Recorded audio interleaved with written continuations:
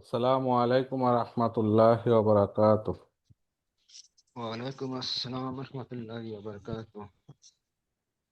ইন্নাল হামদালিল্লাহ নাহমাদুহু ওয়া নাস্তাঈনুহু ওয়া নাস্তাগফিরুহু ওয়া নাউযু বিল্লাহি মিন শুরুরি আনফুসিনা ওয়া মিন সাইয়্যাতি আমালিনা।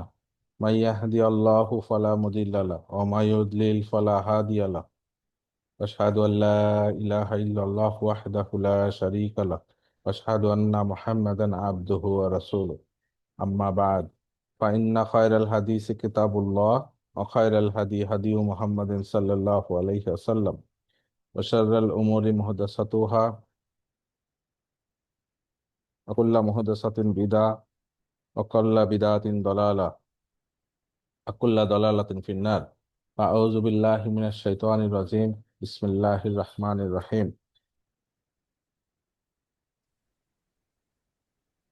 أما بعد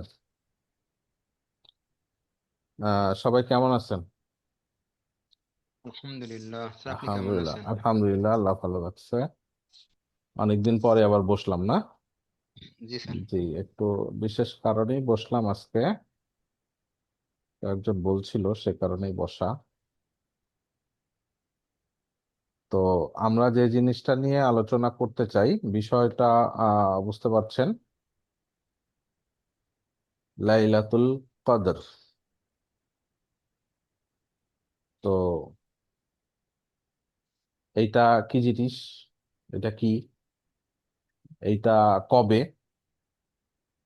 এইটা বিষয়ে কি কি ফজিলত আছে, এবং তাতে আমাদের কি করণীয়, আমরা কিভাবে সেটাকে আহ মানে ওবে করে চলবো আর কি, কিভাবে সেটা পালন করবো আর কি। হ্যাঁ, তো প্রথমে এটা বোঝার চেষ্টা করেন যে লাইলাতুল কদর, লাইলাতু এটা কি, লাইলাতু এটা এটা অর্থ কি? রাত, তাই না? কয়টা রাত? এটা ছিল কি লাইলাতুন, তো দুই পেশ বাদ দিয়ে এক পেশ হয়েছে, এটাকে কি বলে জানি, মনে আছে? লাইট ফর্ম না? হ্যাঁ, জি স্যার। তাহলে একটা রাত। তো সেই রাতটা কার? আল কদরি, তাই না? কদরের রাত। ঠিক আছে, তাহলে এটা কি মুদফ, এটা মুদফিলাই, মুদফিলাই কি হয়? মাজরুর হয়, তাই না? এই যে জের নিচে কদরি। জি স্যার। তাহলে কদরের রাত, কদরের কয়টা রাত? একটা রাত। কিভাবে বুঝলাম? লাইলাতুন ছিল, লাইলাতু কেন হয়েছে? এটা হচ্ছে যে ইদাফার কারণে হয়েছে।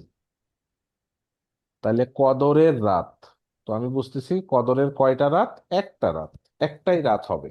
ঠিক আছে, এখন বুঝি যে লাইলাতু রাত, একটা রাত, এটা বোঝার কিছু নাই, রাত তো রাতই, তাই না? দিন না যেটা আর কি।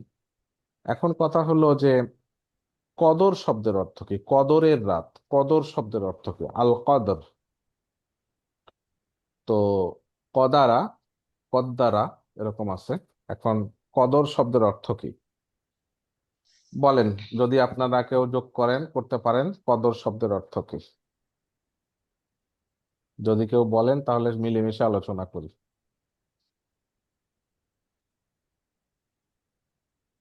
বলতে চাইলে বলতে পারেন, না বললে অসুবিধা নেই। কদর, মহিমান্বিত। মহিমান্বিত, হ্যাঁ ঠিক আছে। একটাই অর্থ না আরো আছে? আরো আছে। হ্যাঁ। সম্মানিত কি হয়? হুম হুম। সম্মানিত। হ্যাঁ, মহিমান্বিত, সম্মানিত, কাছাকাছি অর্থই, ঠিকই আছে, ঠিকই আছে। আচ্ছা, আমরা বলি না যে যে তার কোনো কদর নাই, হ্যাঁ, তার মানে কি তার কোনো সম্মান নাই, তাই না? তাহলে কদরের অর্থ কি দাঁড়াচ্ছে? সম্মান, তাই না? আহ, জি। আহ, আমাকে খুব কদর করছে, আমাকে খুব কদর করছে মানে কি, আমাকে খুব মানে সম্মান দিছে আর কি, তাই না? তাহলে কদর শব্দের অর্থ বুঝছি, যে আমরা ব্যবহার করি এই শব্দটা, কি যে কদর করলো আমারে, তাই না? তো এই যে কদর মানে কি যে আমাকে সম্মান করলো, তাই না? কি যে আমার গুরুত্ব দিল। ঠিক আছে, তাহলে কি হইলো? সম্মানের রাত, সম্মানিত রাত, গুরুত্বপূর্ণ রাত, তাই না? এরকম মিনিং আসলো না? এইটা একটা অর্থ হইলো। মহিমান্বিত, যেটা যদি একটা ভালো বাংলা বলতে চান, মহিমান্বিত, সম্মানিত, গুরুত্বপূর্ণ, এরকম অনেক যে কোনো অর্থ নিতে পারে, তাহলে এইটা একটা অর্থ আসলো। ঠিক আছে, আচ্ছা। আরেকটা হলো যে কদারা শব্দের আরেকটা অর্থ হচ্ছে সীমা নির্ধারণ করে দেয়া। ঠিক আছে, সীমা নির্ধারণ করে দেয়া। তা সীমা নির্ধারণ করে দেয়া মানে কি, যে ভাগ্য। ঠিক আছে, এটার অর্থ আরেকটা কি, ভাগ্য নির্ধারণ করা, ভাগ্য নির্ধারণ। তাহলে ভাগ্য নির্ধারণের রাত, বোঝা গেল? তাহলে সেইটা এই যে আল কদর, কদরের রাত, তাহলে অর্থ কি আসলো, একটা হইলো মহিমান্বিত রাত, আরেকটা হইলো কি ভাগ্য নির্ধারণের রাত। দুইটা মহিমান্বিত অর্থই ঠিক আছে, ভাগ্য দুইটা অর্থ। নির্ধারণ। হ্যাঁ, হ্যাঁ, কি বললেন জানেন রফিক স্যার? ভাগ্য ঠিক, ওইটা নির্ধারণের ঠিক রাত। আছে স্যার। হ্যাঁ, জি, ভাগ্য জি স্যার। নির্ধারণের রাত। তাহলে দুইটা অর্থই ঠিক আছে এবং দুইটা অর্থই যাবে এখানে। আরেকটা আচ্ছা, অর্থ আছে, সেটা মানে এই আমি যেগুলো বলছি এগুলা কিন্তু বিভিন্ন মুহাদ্দিসরা তাদের তাফসিরে এগুলা বর্ণনা করছে আর কি। হ্যাঁ, আরেকটা অর্থ আছে যে সংকুচিত করে দেয়া। কি সংকুচিত করে দেয়া, আমরা যেটা আরো পরে আলোচনা করব, সূরা কদর, ওই কদর সূরাতে আছে যে ওই দিন অনেক ফেরেশতা, তাই না? সেটা আজকে দিনও হতে পারে, আজকে আমরা যে 23শে রমজানের রাতে আমরা বসছি, এই রাতেও হতে পারে এটা। তো ও, তা ওই রাতে কি হয়, অনেক ফেরেশতা, অনেক মানে অগণিত, কি পরিমাণ, দুনিয়ার ধুলা কণা পরিমাণ, মানে এত সংখ্যায় এত বেশি। তো ফেরেশতারা তো থাকে, তাদের সাধারণ অবস্থান হচ্ছে আকাশে। দুনিয়াতেও আছে আমাদের ভাগ্য আমাদের কর্ম লেখার জন্য, হ্যাঁ, ভালো মন্দ লেখার জন্য ফেরেশতা আছে, আর অনেক ফেরেশতা দুনিয়াতে থাকে, বাট আলটিমেটলি তারা কিন্তু আসমানে তাদের নর্মাল অবস্থান আর কি। তো এই কদরের রাতে আল্লাহর অনুমতিতে কি হয়, এই দুনিয়াতে অসংখ্য ফেরেশতা আগমন করে, নাজিল হয় আল্লাহর অনুমতিতে। কি নিয়ে নাজিল হয়, কাজ নিয়ে নাজিল হয়, আমাদের সামনের 1 বছরের ভাগ্য নিয়ে, কর্ম নিয়ে নাজিল হয়। কারো জন্ম, কারো মৃত্যু, কারো বিবাহ, কারো চাকরি পাওয়া, চাকরি যাওয়া, হ্যাঁ, সুস্থতা অসুস্থতা, যত ধরনের আছে আর কি, সকল কর্মের দায়িত্ব নিয়ে আল্লাহর অনুমতিতে নাজিল হয়। তো এত পরিমাণে নাজিল হয় যে কি হয়, যে দুনিয়াতে কোনো স্পেস থাকে না, সংকীর্ণ হয়ে যায় দুনিয়ার স্পেস গুলো, মানে ফেরেশতাদের এত ভিড় ভাড়ের কারণে। ঠিক আছে, সেটা আমরা দেখতে পাই না। তাহলে এই যে দুনিয়ার স্থানটা সংকীর্ণ হয়ে যায়, ওইটাও একটা অর্থ আর কি। তো ওই রাতে এরকম একটা অবস্থা হয়, সেই রাত, এটাও একটা তাফসিরে আসছে। তাহলে আমরা এতটুকু বুঝছি যে লাইলাতুল কদর মানে কি, এই শব্দটার অর্থ কি, সম্মানিত রাত, মানে রাতটার সম্মান কথা বলা হয়েছে। আর কি, ভাগ্য নির্ধারণের রাত, যেই রাতে ভাগ্য নির্ধারণ হয়। ঠিক আছে। আর আরেকটা বললাম যে সংকীর্ণতা আর কি, দুনিয়া সংকীর্ণ হয়ে যায় স্পেসটা ফেরেশতাদের বেশি অবস্থানের কারণে। আচ্ছা, এখন আসি যে ভাগ্য নির্ধারণের রাত, এটা যদি আমরা কনসিডার করি, সবগুলাই করব, এটা যদি করি, তাহলে ভাগ্য নির্ধারণ তো আমাদের এই যে পৃথিবী সৃষ্টির 50,000 বছর আগেই আল্লাহ লিখে রাখছে না? তাহলে আবার এই রাতে কি, এইটার অর্থটা কি, যে ভাগ্য তো আগেই লেখা আছে, লিখে রাখছে, তো আবার এই রাতে কি? আর ভাগ্য লিখে রাখছে, তাহলে এই যে ভাগ্য লেখাটা, তাকদীর যেটা, সেইটা কি জিনিস? তাহলে আমরা কর্ম করি কেন, এই জিনিসটা আগে একটু ক্লিয়ার হই আমরা। লাইলাতুল কদর নিয়ে আলোচনা করব, এগুলো একটু হয়ে যায় আর কি। যে ভাগ্য তো সব লেখা আছে, তাহলে আমরা কর্ম করি, বা এটা কি, বিষয়টা কি, এই প্রশ্ন মনে হয় সবার মধ্যে কম বেশি আছে। তো এইটার বুঝটা কিভাবে নিব, জি, জি স্যার। মানে আমি বলবো না আপনারা কিছু বলবেন, সেটা হচ্ছে বিষয়। হ্যাঁ, আচ্ছা, এটা তো সেটা, স্যার জানা যায় যে স্যার, হ্যাঁ, যে ভাগ্য তো মানুষ সৃষ্টির পূর্বে তো নির্ধারণ করা রয়েছে। নির্ধারণ করা আছে, লেখা এটা তো আছে, আমরা জানি। জি, লেখা জানি। আছে, জি নির্ধারিত, স্যার, হ্যাঁ। এইটার ব্যাখ্যাটা কি, এটা এবং জেনে আসছি। হ্যাঁ, হ্যাঁ, এটা ঠিকই আছে, ওইটাই ঠিক। এবং লেখা আছে, নির্ধারিতই আছে। তো এখন আমাদের অনেকের মধ্যে, মানুষের মধ্যে একটা কিন্তু কমন প্রশ্ন আছে, যে তাইলে কাজ করব কেন, আমল করব কেন, সব তো লেখাই আছে, যা আছে তাই তো হবে, তাই না? এরকম। তো আসলে এই যদিও এই টপিকসটা জিজ্ঞেস করে অনেকে, এবং যেহেতু আমাদের আলোচনা আজকে লাইলাতুল কদর, এই জন্য আলোচনা করছি, কিন্তু রাসূলুল্লাহ সাল্লাল্লাহু আলাইহি ওয়াসাল্লাম নিজেও বলছে যে এটা নিয়ে বেশি আলোচনার দরকার নেই, বাট আজকে আমাদের টপিকসের কারণে আমরা আলোচনা করছি আর কি। হ্যাঁ, তো এইটার বিষয়টা হলো ওইটাই ঠিক যেটা বললেন যে প্রথমে আল্লাহ বললেন যে কলমকে বললেন সবকিছু লিখে রাখতে, সবকিছু লিখে রাখলাম কলম, ঠিক আছে, এবং সেই তকদিরটা লাউহে মাহফুজে সংরক্ষিত আছে, ঠিক আছে।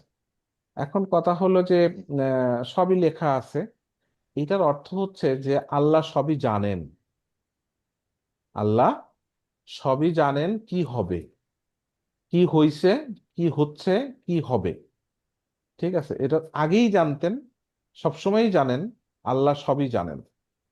তো জানেন, জানা জিনিসটা লেখা আছে। আমি যদি আরেকটু উদাহরণ দিয়ে বলি যে, বা উদাহরণ বা অন্যভাবে বলি যে টোটাল জ্ঞানের এক সমুদ্রের এক ফোঁটা পরিমাণ, পানির ফোঁটা পরিমাণ দুনিয়ায় মানুষরে দিছে, মানুষ বা সব জীবজন্তুরে দিছে। তো ওই অতটুকু দিয়ে আমাদের জ্ঞান, সেই জ্ঞানটা সবার মধ্যে ভাগ ভাগ করা আছে। আর বাকি সব কি আল্লাহর জ্ঞান, ঠিক আছে, সবই আল্লাহর জ্ঞান, কিন্তু আমাদেরকে ওই সামান্য পরিমাণ দিছে, পরিমাণটা বুঝেছে কতটুকু দিছে। ওই অতটুকু পরিমাণের কারণে কিন্তু আমরা বলি, ডাক্তার বলে ওনার আয়ু আর বেশি দিন নাই, যা খাওয়ানোর খাওয়ায় দেন। হ্যাঁ, তারপরে বলি যে ও পাস করবে না, ও ফেল করবে। দেখা যায় বেশিরভাগ অনেক সময় খাটে, মাঝে মাঝে খাটে না। তো এই যে আমাদের ইলমের বেসিসে আমরা বলি যে আমরা একটা স্টুডেন্টকে পড়াই, পড়ানোর পরে পরীক্ষার আগে বলি ও A+ পাইতে পারে। কিসের থেকে বললাম? আমাদের একটা ইলম থেকে, অভিজ্ঞতা থেকে বললাম। আমাদের জ্ঞান কতটুকু? ওই যে সামান্য জ্ঞানের সারা দুনিয়ার মানুষকে দিছে, মানুষ জীবজন্তু দিছে, সবাইকে দিছে, তার একটা সামান্য পরিমাণে আমরা বলি, তাই আমাদের কিছুটা খাটে, মাঝে মাঝে খাটে, কিন্তু সবসময় নাও খাটতে পারে, কারণ কি আমাদের জ্ঞান সম্পূর্ণ না। এখন যদি কারো জ্ঞান বেশি সম্পূর্ণ হয়, বেশি জানে, তাহলে তার কথাটা বেশি খাটে। হ্যাঁ, একটা ডাক্তার যখন বেশি বেশি জ্ঞান রাখে মেডিকেল সায়েন্স নিয়ে, তখন রুগী দেখে টেস্ট করে মোটামুটি যা বলে মোটামুটি খেটে যায়, আল্লাহর ইচ্ছায় খেটে যায়। তার মানে কি অতটুকু খাটে। তো জ্ঞানের কারণে খাটে, জ্ঞান যতটুকু আছে ওই অনুযায়ী সে অতটুকু ইয়ে পায়। তাহলে আল্লাহর জ্ঞান তো অসীম, আমরা তো সৃষ্টি মাত্র। আর যে স্রষ্টা, তার জ্ঞান তো অসীম। তো তিনি আমাদের সৃষ্টি করছেন। সো আমি সৃষ্টিটা বা আপনি সৃষ্টিটা কিভাবে চলবো, কি করব, আমার এই অন্তর বডি কিভাবে চলবে, কি ইচ্ছা করবে না করবে, এগুলা আল্লাহ আগে থেকেই জানে। কেমনে জানে? তিনি সৃষ্টি করছে, এই জিনিসটা কি রকম বিহেভ করবে, এই শরীর, এই মন, এই সৃষ্টিটা কি রকম বিহেভ করবে, এইটা আল্লাহ আগে থেকেই জানেন। জানেন, সেইটা লিখে রাখছেন। এখন কি লিখে রাখছেন বলে আমরা করতেছি? সেইটা না। এইটা আবার কি, আল্লাহ যে বানাইছে এইটারই একটা ইচ্ছা শক্তি দিছে। সেই ইচ্ছা শক্তির কারণে আমি কখনো ভালোটা গ্রহণ করি, কখনো খারাপটা গ্রহণ করি। এটা আমার ইচ্ছা শক্তি। এই যে আমি ভালোটা গ্রহণ করব নাকি খারাপটা গ্রহণ করব, এটা আল্লাহ আগেই জানেন, এই জানেন বলে লিখে রাখছেন। আচ্ছা, তাহলে এখন আমি যে খারাপটা করছি, আল্লাহ তো বাধা দিলেই পারেন, হ্যাঁ বাধা দিতে পারেন, কিন্তু এটা আল্লাহ ইচ্ছা। একটা হচ্ছে শারীরিক ইচ্ছা, আর একটা হচ্ছে কি তার সৃষ্টিগত ইচ্ছা আর কি। যে ধরেন একটা টিচার MCQ প্রশ্ন বানাইলো, প্রশ্ন বানায় প্রশ্নে লিখতেছে যে বাংলাদেশের রাজধানী কি। তো টিচার তো জানে এটার উত্তর, তাই না? এখন স্টুডেন্টদের পরীক্ষা করবে, তো অপশন লিখছে ঢাকা, রাজশাহী, খুলনা, চিটাগাং। উত্তর তো ঢাকা। এখন যে প্রশ্ন করছে তার ইচ্ছা কি? তার ইচ্ছা হচ্ছে সবাই ঢাকা আনসারে টিক চিহ্ন দিবে। কিন্তু যে পারে না সে তো দিচ্ছে না, সে পড়ে নাই, সে না পড়া বা তার ভুলের কারণে সে তার ইচ্ছায় সে চট্টগ্রাম দিচ্ছে বা খুলনা দিচ্ছে। অপশনটা কে তৈরি করে দিল? অপশন তো ওই পরীক্ষা যে প্রশ্ন বানাইছে সে তৈরি করে দিল। সে তো না দিলেও পারতো, সে শুধু ঢাকা দিলে পারতো। কেন চারটা অপশন দিল? টেস্ট করার জন্য। এখন আল্লাহ আমাদেরকে টেস্ট করার জন্য ভালো খারাপ দুইটাই দিয়ে রাখছে। স্টুডেন্ট যেমন পছন্দ করতেছে ঢাকা বা খুলনা, আমরা এরকম ভালো খারাপ পছন্দ করতেছি। আমাদেরকে কেন করছে? টেস্ট করার জন্য। টিচার যেমন ওই স্টুডেন্টকে বাধা দিচ্ছে না, সে যদি খুলনাতে টিক দেয়, টিচার বাধা দিচ্ছে না। কেন বাধা দিচ্ছে না? তাকে তো আমি টেস্ট করবো, সে যেটা ইচ্ছা দিক। তাহলে আমিও যদি খারাপটা গ্রহণ করি, আল্লাহ ওই সময় বাধা দিচ্ছে না। দিচ্ছে না টেস্ট করার জন্য। আল্লাহ তো আমাদের দুনিয়ায় পাঠাইছে কেন? পরীক্ষা করার জন্য, যে আমি ভালো কাজ করব না খারাপ কাজ করব, তাই না? কোরআনেই তো বলা আছে টেস্ট করার জন্য। তাহলে টেস্ট করার জন্য ভালো খারাপ দুইটাই আল্লাহ সৃষ্টি করছে, সেই সৃষ্টিটা আমরা পছন্দ করছি বা করছি না। ঠিক আছে? তাহলে এবং সেটা আল্লাহ ইচ্ছা করলে বাধা দিতে পারে, কিন্তু দেন না কেন? যে সে স্বইচ্ছায় এটা পছন্দ করে নিক। ঠিক আছে? আর আমি কোনটা পছন্দ করব, যেহেতু স্রষ্টা আল্লাহ, আল্লাহ আগে থেকেই তার ইলমের কারণে তিনি জানেন, তিনি ওটা লিখে রাখছেন। তো তিনি যেটা জানেন সেটা তো সঠিক, সেই অনুযায়ী ঘটছে, ঘটবে। ঠিক আছে? তাহলে তাকদীর কি হইলো? আল্লাহ জানেন, লিখে রাখছেন, এবং তার ইচ্ছা ছাড়া হয় না। ভালোটা আল্লাহ চান, কিন্তু আমরা খারাপটা করলেও বাধা দেন না। কেন বাধা দেন না? পরীক্ষা করার জন্য। ঠিক আছে? আবার আমরা মাপ চাইলে মাফ করে দিতে পারেন। ঠিক আছে? এন্ড কেউ যদি বলে যে আমি তাহলে দোয়া করে কি কাজ হবে কিনা, হ্যাঁ, দোয়া করব এইটাও লেখা আছে। দোয়া করব আল্লাহ মাফ করে দিবে, এটাও লেখা আছে। বুঝেন নাই কথা? এইভাবে আমি একটু বেশি লম্বা করে বলে ফেললাম, এই জিনিসটা একটু জটিল জিনিস, মানে এই যে তকদিরের বিষয়টা, এটা চিন্তা কম করাই ভালো। একটা জিনিস যে আল্লাহ সব জানেন, লিখে রাখছেন, আমরা আমার ইচ্ছাতেই করতেছি, আল্লাহর ইচ্ছা ছাড়া কোনো কিছুই হয় না। এইভাবেই বিশ্বাস করবেন। বেশি আলোচনা করলে মাথা গন্ডগোল হয় অনেক সময়। এ পর্যন্ত কারো কোনো প্রশ্ন আছে? যে তাকদির বলতে কি বুঝছি এবং লাইলাতুল কদর বলতে কি বুঝছি, এ পর্যন্ত কারো কোনো প্রশ্ন আছে কিনা?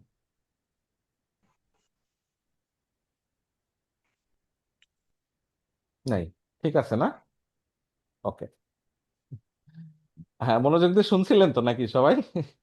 একটু হয়তো জি এলোমেলো স্যার। এলোমেলো লাগছে নাকি, নাকি না ঠিক আছে, বোঝা গেছে কিছুটা? না স্যার, ঠিক ঠিক আছে, আছে, বুঝতে পারি। আলহামদুলিল্লাহ। আলহামদুলিল্লাহ। এখন বিষয়টা হলো কি, এগুলা একটু জটিল জিনিস, বাট চিন্তা করতে হবে ওই যে পয়েন্ট ওইগুলাই, যে আল্লাহর ইচ্ছা ছাড়া কিছু হয় না, সবকিছু লিখিত আছে, কেন লিখিত আছে আল্লাহ জানে তাই। আল্লাহর ইচ্ছা ছাড়া কিছু হয় না, এবং আমাদের ইচ্ছা শক্তিও ব্যাপার, এবং সেই ইচ্ছা শক্তির কারণে আমাদের হিসাব দিতে হবে আল্লাহর কাছে। এই আর কি। আচ্ছা, এখন আসি, যে তাহলে আমরা বুঝলাম যে তাকদির কি জিনিস, লাইলাতুল কদর কি জিনিস। কি বলছি? সম্মানিত রাত, অথবা মহিমান্বিত রাত, যেভাবে বলি। আরেকটা কি? ভাগ্য নির্ধারণের রাত, এই যে কদর। হুম। আচ্ছা, এখন এই যে লাইলাতুল কদর, ভাগ্য নির্ধারণের রাত, মহিমান্বিত রাত, এইটা কবে? ঠিক আছে, এটা কখন? তাহলে কখন এটা? এই রাত্রিটা কোন মাসে? এটা আগে বুঝি। বা কোন কখন এটা, সেটা কবে ঘটবে আর কি। তো আমরা এখানে তিনটা সূরার দেখেন নাম দেয়া আছে। একটা হচ্ছে সূরা আল কদর, আর একটা কি সূরা দুখান, আর একটা কি সূরা বাকারা। ঠিক আছে, আমি এই তিনটা থেকে বুঝবো, এই তিনটা আয়াত থেকে বুঝবো যে এটা কোন মাসে। ঠিক আছে? আমরা কিন্তু আমাদের মধ্যে একটা ভুল ধারণা আছে যে ওই যে আমরা বলি শবে বরাত, মানে ওইটা ভাগ্য নির্ধারণের রাত, ওইটা না। ওটা একটা ভুল আমাদের দেশে, অনেক দেশে, কয়েকটা দেশে এটা একদম ভুল ভাবে চলছে, এবং এবং দেখেন ওইটা রাষ্ট্রীয়ভাবে ছুটি ঘোষণা করা হয়। মানে কত বড় ভুলের মধ্যে আছে, অথচ ওটা কিছুই না। ঠিক আছে? ভাগ্য নির্ধারণের রাত কোনটা? এই যে লাইলাতুল কদর যেটা আমরা বলছি। আচ্ছা, এখানে আমরা আরেকটা জিনিস বলি নাই, আগে একটু বলে আসি, যে এই যে লাইলাতুল কদর, তো লাইলাতুল কদরটা এটা হচ্ছে আমরা বলছিলাম যে আহ, এই দুনিয়া সৃষ্টির 50,000 বছর আগেই সব লিখিত আছে লাহে মাহফুজে। তাহলে আমরা যেই লাইলাতুল কদরের জন্য আমরা আজকে বসছি এবং সন্ধান করছি রমজানের শেষ দশকে, এইখানে কোন ভাগ্য, এইটা এইভাবে বুঝবো আমরা, যে তাফসির যেটা আসছে এবং মুহাদ্দিসরা যেভাবে ব্যাখ্যা করছে, এবং রাসূলুল্লাহ সাল্লামের সূত্রেই ব্যাখ্যা আছে আব্দুল্লাহ ইবনে আব্বাস থেকে, যে আহ, সম্পূর্ণ কোরআনটা নাজিল হয়েছিল লাইলাতুল কদরে, সেইটা একটা বিষয়। আর ভাগ্য নির্ধারণ আগেই হয়ে আছে 50,000 বছর আগে। আর এই যে প্রতি বছর যেটা লাইলাতুল কদর, ওই রাতে সামনের 1 বছরের ভাগ্য নির্ধারণটা হচ্ছে। তাহলে ভাগ্য নির্ধারণটা আগেই আছে, সেটা পুরাটা আছে, কিন্তু এই 1 বছরে জন্য যেটা হবে, ওই পার্টটা ফেরেশতাদেরকে বুঝায় দেয়া, যে এগুলো তাদের কর্ম সম্পাদনের জন্য তারা সেই আদেশটা নিয়ে দুনিয়ায় আসে সামনের 1 বছরের জন্য। ঠিক আছে? তার মানে কি হচ্ছে, ওইটা ছিল টোটালটা। যেমন ধরেন একটা সরকার কি করে, যে পঞ্চবার্ষিকী পরিকল্পনা, আমি উদাহরণ দিয়ে বোঝানোর জন্য বলছি, যে আমি 5 বছরে এগুলা করব, করে বলে টলে আবার প্রতি বছর কিন্তু একটা বাজেট দেয়, বা আবার একটা এই বছরে এটা করব। ঠিক আছে, এটা আমি বোঝানোর জন্য বললাম। তো আল্লাহর সিস্টেমটা কি টোটালটা একবারে লেখা আছে, সেখানে এই বছরে যা যা ঘটবে সেইটা এই রাতে ওই নির্ধারণ হচ্ছে। নির্ধারণ মানে নির্ধারিত জিনিসটা আবার কপি করা আর কি, বুঝেন না? এই জিনিসটা সেপারেট করে এই বছর বাস্তবায়ন হবে আর কি। হ্যাঁ, এইভাবে এই লাইলাতুল কদরের মানে ভাগ্য নির্ধারণের বিষয়টা আসতেছে। এখন আমরা যেটা বলছিলাম এই তিনটা সূরাতে আমি দেখব যে এইটা আমার কোন মাসে, প্রথমে বুঝবো কোন মাসে, তারপরে হচ্ছে সেই মাসের কোন তারিখে। আগে মাস বুঝবো। তো দেখেন এখানে কি বলা আছে, ইন্না আনজালনাহু ফি লাইলাতুল কদর। তাহলে কি বলছে, ইন্না নিশ্চয় আমি কি করছে, আনজালনাহু, হু মানে কি এটাকে, আমি এটাকে নাজিল করছি। দেখেন আমি এটাকে নাজিল করছি কি, ফি লাইলাতুল কদর। ঠিক আছে, এই যে কদরের রাত্রে কি করছি, আমি এটাকে নাজিল করছি। নাজিল করছি দেখেন, আনজালনা ফ্যামিলি ফোর মানে পুরোপুরি পুরোটা একসাথে নাজিল করছি, কোরআনের কথা বলা হচ্ছে। হু এখানে কি, হু বলতে কি, যখন আমরা হি বলি বা হিম বলি, তার মানে আগে ওইটার কথা বলা হয়েছে, এখানে কিছুই বলা হয় না এই সূরাতে। তার মানে এটা বাই ডিফল্ট বোঝা যাচ্ছে এটা কোরআনকেই বোঝানো হচ্ছে। তাহলে আমি, আল্লাহ বলতেছে যে আমি এটাকে নাজিল করছি মানে কোরআনকে নাজিল করছি, এটা পরিপূর্ণভাবে পুরো 23 বছর ধরে না, সেটা বুঝায় নাই। কি বলছে, আনজালনাহু পুরোপুরি, মানে আমরা ফ্যামিলি ফোরে কি বুঝি, পূর্ণাঙ্গ জিনিসটা নাজিল করছি। তার মানে কি এটা লাউহে মাহফুজে নাজিল হওয়ার কথা বলা হচ্ছে, তাই? তার মানে লাউহে মাহফুজে যে পুরো কোরআন একসাথে নাজিল হয়েছিল সেটাকে বোঝানো হচ্ছে, এই কদরের রাত্রে নাজিল করা হয়েছিল। ঠিক আছে, আচ্ছা। তারপরে সূরাতে বলতেছে ইন্না আনজালনাহু ফি লাইলাতুল মুবারাকা। এখানে কি বলছে, লাইলাতুল লাইলাতুল মুবারাকা, এখানে বলছে লাইলাতুল কদর, কদরের রাতে নাজিল করছে। আর এখানে বলছে মুবারাকা রাতে নাজিল করছে। তার মানে কি লাইলাতুল কদর আর লাইলাতুল মুবারাকা সেম জিনিস। মানে ইকুয়েশন তো বুঝেন, যারা অঙ্ক বুঝেন, এইটা ইকুয়াল এইটা, তাই না? এ প্লাস সি সমান সি প্লাস, এ প্লাস সি সমান সি প্লাস ডি। তাহলে সি সি বাদ গেল, তাহলে কি থাকে, এ প্লাস ডি, এরকম থাকে, এ ইকুয়াল ডি, এরকম আর কি। তাহলে এখানে কি হচ্ছে, ইন্না আনজালনাহু ফি লাইলাতুল কদর, কদরের রাতে নাজিল করছি। আর এখানে বলছে কি, ইন্না আনজালনাহু ফি লাইলাতুল মুবারাক, মুবারক রাতে, আমি মুবারক বরকতময় রাতে নাজিল করছি। তাহলে লাইলাতুল কদর যে জিনিস, লাইলাতুল মুবারকও সেম জিনিস। ঠিক আছে, তাহলে মুবারক শব্দের অর্থ কি, বরকতময়। ঠিক আছে, তো বরকতময় কেন বলা হচ্ছে, ওই যে আমরা ওই সূরাতে জানি কি, এই এই রাতটা কি 1000 হাজার রাতের চেয়েও উত্তম। তাহলে কি বরকত হয়েছে না, এক রাত অনেক রাতের চেয়েও বেশি উত্তম, তার মানে বরকতময়, রাতটা বরকতময়। বুঝছেন কথা, এইভাবে বুঝলাম। তাহলে যেটা লাইলাতুল কদর সেটাকেই বলছি লাইলাতুল মুবারাক। হ্যাঁ, এখন লাইলাত শব্দের অর্থ হচ্ছে কি, রাত।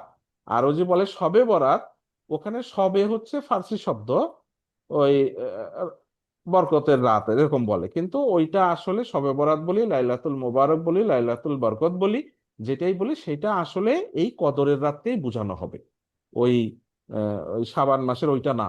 ঠিক আছে, কেননা প্রথমে ইকুয়েশনে আসলাম কি, আমি একটু মার্ক করি, 1 মিনিট। প্রথমে আসি, আচ্ছা, এটাই দেখা যাচ্ছে। এই দেখেন লাইলাতুল মোবারক, লাইলাতুল কদর, এই দুটা সেম জিনিস। এখন এখানে বলা হচ্ছে শাহরু রমাদান, শাহরু রমাদান আল্লাজি উনজিলা ফিহিল কুরআন, তাই না? তার মানে কি আসছে এখানে, রমজান মাস যেটার মধ্যে এই কোরআনটা নাজিল করা হয়েছে। তাহলে এখন কি দাঁড়াইলো জিনিসটা, এখন কি দাঁড়াইলো, যে রমজান মাস যেটার মধ্যে নাজিল করা হয়েছে, তাহলে রমজান মাসে নাজিল করা হয়েছে। আর বলছে লাইলাতুল কদরে নাজিল করা হয়েছে, তাহলে লাইলাতুল কদরটা কোথায়, রমজান মাসে। ওই একইভাবে ইকুয়েশন, বুঝছেন, এই জায়গায় বোঝা যাচ্ছে। জি জি স্যার। স্যার। হ্যাঁ, যে লাইলাতুল কদর লাইলাতুল মোবারক সেম জিনিস। আর এইটা এই এই রাতে কি হয়েছে, কোরআন নাজিল করা হয়েছে। আবার বলছে শাহরু রমাদান, এটার মধ্যেই নাজিল করা হয়েছে। তাহলে কি লাইলাতুল কদরটা কোথায়? এই রমজান মাসে। মানে ইকুয়েশন থেকে বোঝা যাচ্ছে। ওকে, তাহলে আমরা এতটুকু বুঝলাম যে রমজান মাসে হচ্ছে লাইলাতুল কদর। এখন রমজান মাসের কোন তারিখ? রমজান মাসের কোন তারিখে হবে? তাহলে এই কথাটা, তারিখটা আমরা কোরআনের আয়াতে পাচ্ছি না। কোরআনের আয়াতে শুধু মাসটা পাইলাম। তাহলে এখন আমি যদি মাস বলে, তাহলে কোরআন এই 30 দিনের মধ্যে যে কোনো একদিন, এটা মোটামুটি স্পষ্ট স্পষ্ট যে লাইলাতুল কদর বা লাইলাতুল মোবারক যেটা বলে, এটা রমজান মাসে। রমজান মাস 30 দিন, এই 30 দিনের মধ্যে যে কোনো দিন হবে। আমি পুরা মাসটা পালন করলেই হচ্ছে। তাহলে এখন আমরা তারিখ খুঁজতে যাব হাদিসের বেসিসে। ঠিক আছে, হাদিসগুলা পড়লে আমরা কিছু পাবো, ডিরেকশন কিছু পেয়ে যাব। দেখি কতটুকু পাওয়া যায়, 30 দিন থেকে কমায় নিয়ে আসা যায় কিনা। তো দেখেন, এখানে আমরা একটা হাদিস দেখাচ্ছি। হাদিসটা কি? সহিহ মুসলিমের হাদিস। হাদিস নাম্বারটা 2661। তো আমি গল্পের মতো করে বলি যে রাসূল সাল্লাল্লাহু আলাইহি ওয়াসাল্লাম যখন রোজা ফরজ হয়, প্রথম দিকে রোজা যা ফরজ হওয়ার দিকেই ইতিকাফে বসলেন। রোজার প্রথম 10 দিন ইতিকাফে বসলেন। আমি কয়েকটা হাদিসের বেসিসে গল্প করে বলছি আর কি। ইতিকাফে বসলেন লাইলাতুল কদর খোঁজ করার জন্য। তো প্রথম 10 দিন শেষ হওয়ার পরে তখন জিবরিল তাকে বললেন যে আপনি সামনে খোঁজ করেন। সামনে খোঁজ করেন। তখন প্রথম 10 দিন শেষ হয়ে গেল, ইতিকাফ থেকে বের হলেন না। পরে মাঝের 10 দিন, মানে দ্বিতীয় 10 দিনও ইতিকাফ করলেন। তখনও ফেরেশতা এসে বলল যে আপনি সামনের 10 দিন খোঁজ করেন। তাহলে তো 20 দিন হয়ে গেল। তখন আবার সামনের 10 দিনে খোঁজ করতে বলছে। তখন রাসূল সাল্লাল্লাহু আলাইহি ওয়াসাল্লাম তাবু থেকে, মানে ইতিকাফ থেকে বেরে অন্য সাহাবীদের ডেকে বলল যে তোমরা সামনের 10 দিনে খোঁজ করো, এই লাইলাতুল কদর খোঁজ করো, এই 10 দিনের মধ্যেই আছে। তিনি আরো জানাইলেন যে আমি দেখছি যে এই 10 দিনের মধ্যে, শেষ 10 দিনের মধ্যে যেদিন লাইলাতুল কদর সেদিন বৃষ্টি হচ্ছে। হুম বৃষ্টি হচ্ছে এবং আহ, আহ, ফজরের নামাজ বৃষ্টির মধ্যে আদায় করতেছে, কাদামাটির মধ্যে। এইটা উনি সাহাবীদের দেখাইলেন, বললেন আর কি। তাহলে বুঝছেন তো, প্রথম 10 দিন ডিরেকশনে চলে গেল, দ্বিতীয় 10 দিন, তারপরে বললো যে আরো সামনে যান, শেষ 10 দিন, শেষ 10 দিনের মধ্যে লাইলাতুল কদর। তো মোটামুটি তাহলে কি 30 দিন থেকে এখন 10 দিনে চলে আসলো কিন্তু। ঠিক আছে, এখন 10 দিনের কোন দিন? তখন বলা হচ্ছে যে আমাকে স্বপ্নে দেখানো হয়েছে যে আমি ফজরের নামাজ, ওই দিন বৃষ্টি হয়েছিল, ফজরের নামাজে আমি কাদামাটির মধ্যে সেজদা করছি, ফজরের নামাজ। তো সাহাবীরা বলতেছে যে এরকম বললো, তারপরে 21 রাত্রেই বৃষ্টি হলো এবং ফজরের নামাজে আমরা সব কাদামাটিতে সেজদা করলাম। কারণ কি, মসজিদে নববীতে উপরে ওই ইয়ে ছিল, পাতার ইয়ে ছিল, পানি পড়তো ভিতরে। তো বলছে আমরা কাদামাটিতে সেজদা করলাম। সলাৎ শেষে আমি রাসূল সাল্লাল্লাহু আলাইহি ওয়াসাল্লামের দেখলাম কপালে এবং নাকে কাদামাটি লেগে আছে। তাহলে মিলে গেল না? এবং তাহলে রাত কোনটা হইলো? 21-এর রাত, তাই না? কিন্তু অন্যান্য আরো হাদিসে জানা যায় যে এই রাতটা 21-এ স্থির থাকে না, চেঞ্জ হয়। ঠিক আছে, কোনো বছর 21-এ রাত হতে পারে, কোনো বছর 23-এ রাত হতে পারে। ঠিক আছে, তো এই জন্য আমরা পরের হাদিসগুলোয় যাচ্ছি, এর পরের হাদিসগুলোয় যাব। আমরা ফিক্স না যে 21-এ রাতেই, কারণ অন্য আরো অনেক হাদিস আছে। তাহলে আমরা একটা কি বুঝলাম, একটা নিশানা বুঝলাম যে বৃষ্টি হতে পারে, হবেই এমন না, বৃষ্টি হতে পারে। এবং ফজরের সময় কাদামাটি হবে, আমরা হয়তো কাদামাটি পাবো না, বাট এটা একটা নিশানা আর কি বলা যায়। তো আমরা আরো সব হাদিসগুলো একসাথে করলে তখন অনেকগুলা মত চলে আসে আর কি। তাহলে আমরা শেষ 10 দিন এটা পাইলাম এবং একটা ইয়ে পাইলাম। এই হাদিসটা দেখেন যে রাসূল সাল্লাল্লাহু আলাইহি ওয়াসাল্লামকে, কার এখান থেকে সাউন্ড আসতেছে? হ্যাঁ, রাসূল সাল্লাল্লাহু আলাইহি ওয়াসাল্লামকে কদরের রাত জানানো হয়েছিল। এই হাদিস থেকে বলা হচ্ছে, উবাদা ইবনে সামিত রাদিয়াল্লাহু আনহু থেকে, যে রাসূল সাল্লাল্লাহু আলাইহি সাল্লামকে লাইলাতুল কদর কবে এটা জানানো হয়েছিল। তখন উনি এটা অন্যদেরকে জানানোর জন্য উনি বের হলেন একবার। হ্যাঁ, তা বের হলেন, কিন্তু সবাইকে জানাবে যে অমুক দিন লাইলাতুল কদর আর কি। হ্যাঁ, তো বের হওয়ার পরে দেখছে রাস্তায় দুজন মুসলিম ঝগড়া করছেন। তো ওই ঝগড়া করছে, তখন ওইটার দিকে মনোযোগ গেছে এবং সেটা নিয়ে হয়তো ঠিকঠাক করার জন্য হয়তো কথাবার্তা বলতে হয়েছে। যাই হোক, থিমটা এরকম। তো পরে রাসূলুল্লাহ সাল্লাল্লাহু আলাইহি ওয়াসাল্লাম বলছে যে আমাকে ভুলাই দেয়া হয়েছে, তারিখটা আমাকে ভুলাই দেয়া হয়েছে। ঠিক আছে। তো রাসূলুল্লাহ বলছে আমি ভুলে গেছি, তো হয়তো এই ভুলে যাওয়ার মধ্যে মঙ্গল আছে, ভালো আছে। তো তোমরা কি করো, 27, 29, 25তম রাত্রে অনুসন্ধান করো। ঠিক আছে। এই হাদিসে দেখেন 21-এর কথাই নাই, এখানে কি আছে 25, 29, 27 রমজান। ঠিক আছে। তো ভুলাই দেয়া হয়েছে, ভুলে গেছে। সো এই 3টা তারিখও যে ভুলের মধ্যেই আছে কিনা, যাই হোক, রাসূলুল্লাহর কথা সবই ঠিক। তো এইভাবে তাহলে দিন কিন্তু ফিক্স থাকলো না, কিন্তু আমরা শেষ 10 দিনের হিসাবে এখনো আছি। শেষ 10 দিন কিন্তু ভুলে গেছে কোন দিন, সেই ডেটটা ভুলে গেছে, শেষ 10 দিন ঠিক আছে, কিছু তারিখ পাওয়া গেল। আচ্ছা, আরো কিছু হাদিস দেখি আমি। এখানে বলতেছে আয়েশা রাদিয়াল্লাহু আনহা থেকে বর্ণিত, রাসূলুল্লাহ সাল্লাল্লাহু আলাইহি ওয়াসাল্লাম রমজানের শেষ দশকে ইতিকাফ করতেন এবং বলতেন তোমরা রমজানের শেষ দশকে লাইলাতুল কদর অনুসন্ধান করো। এটা তো আমরা এর আগের হাদিসেই জানছি, সে শেষ 10 দিনেই লাইলাতুল কদর হবে। আচ্ছা, এরপরের হাদিসে দেখেন আমরা কি, এখানে কি বলছে, আহ কতিপয় সাহাবীরা স্বপ্ন দেখছে। ঠিক আছে, কি স্বপ্ন দেখছে? রমজানের শেষ 7 রাতে, শেষের 7 রাত। তাহলে শেষের 7 রাত মানে কি 23 থেকে 30, তাই না? শেষ 7 রাতে লাইলাতুল কদর আছে, এরা কি সাহাবীরা স্বপ্ন দেখছে। তো সাহাবীদের স্বপ্ন কিন্তু আলটিমেটলি রাসূল সাল্লাল্লাহু আলাইহি ওয়াসাল্লাম যখন সার্টিফাই করতো, তখন সেটাকে সত্য ধরে নেওয়া হতো। ঠিক আছে। তখন আল্লাহর রসুল এটা শুনে বলল কি আমাকেও একই স্বপ্ন দেখানো হয়েছে, যে শেষ 7 দিনের মধ্যেই যে লাইলাতুল কদর আছে। ঠিক আছে।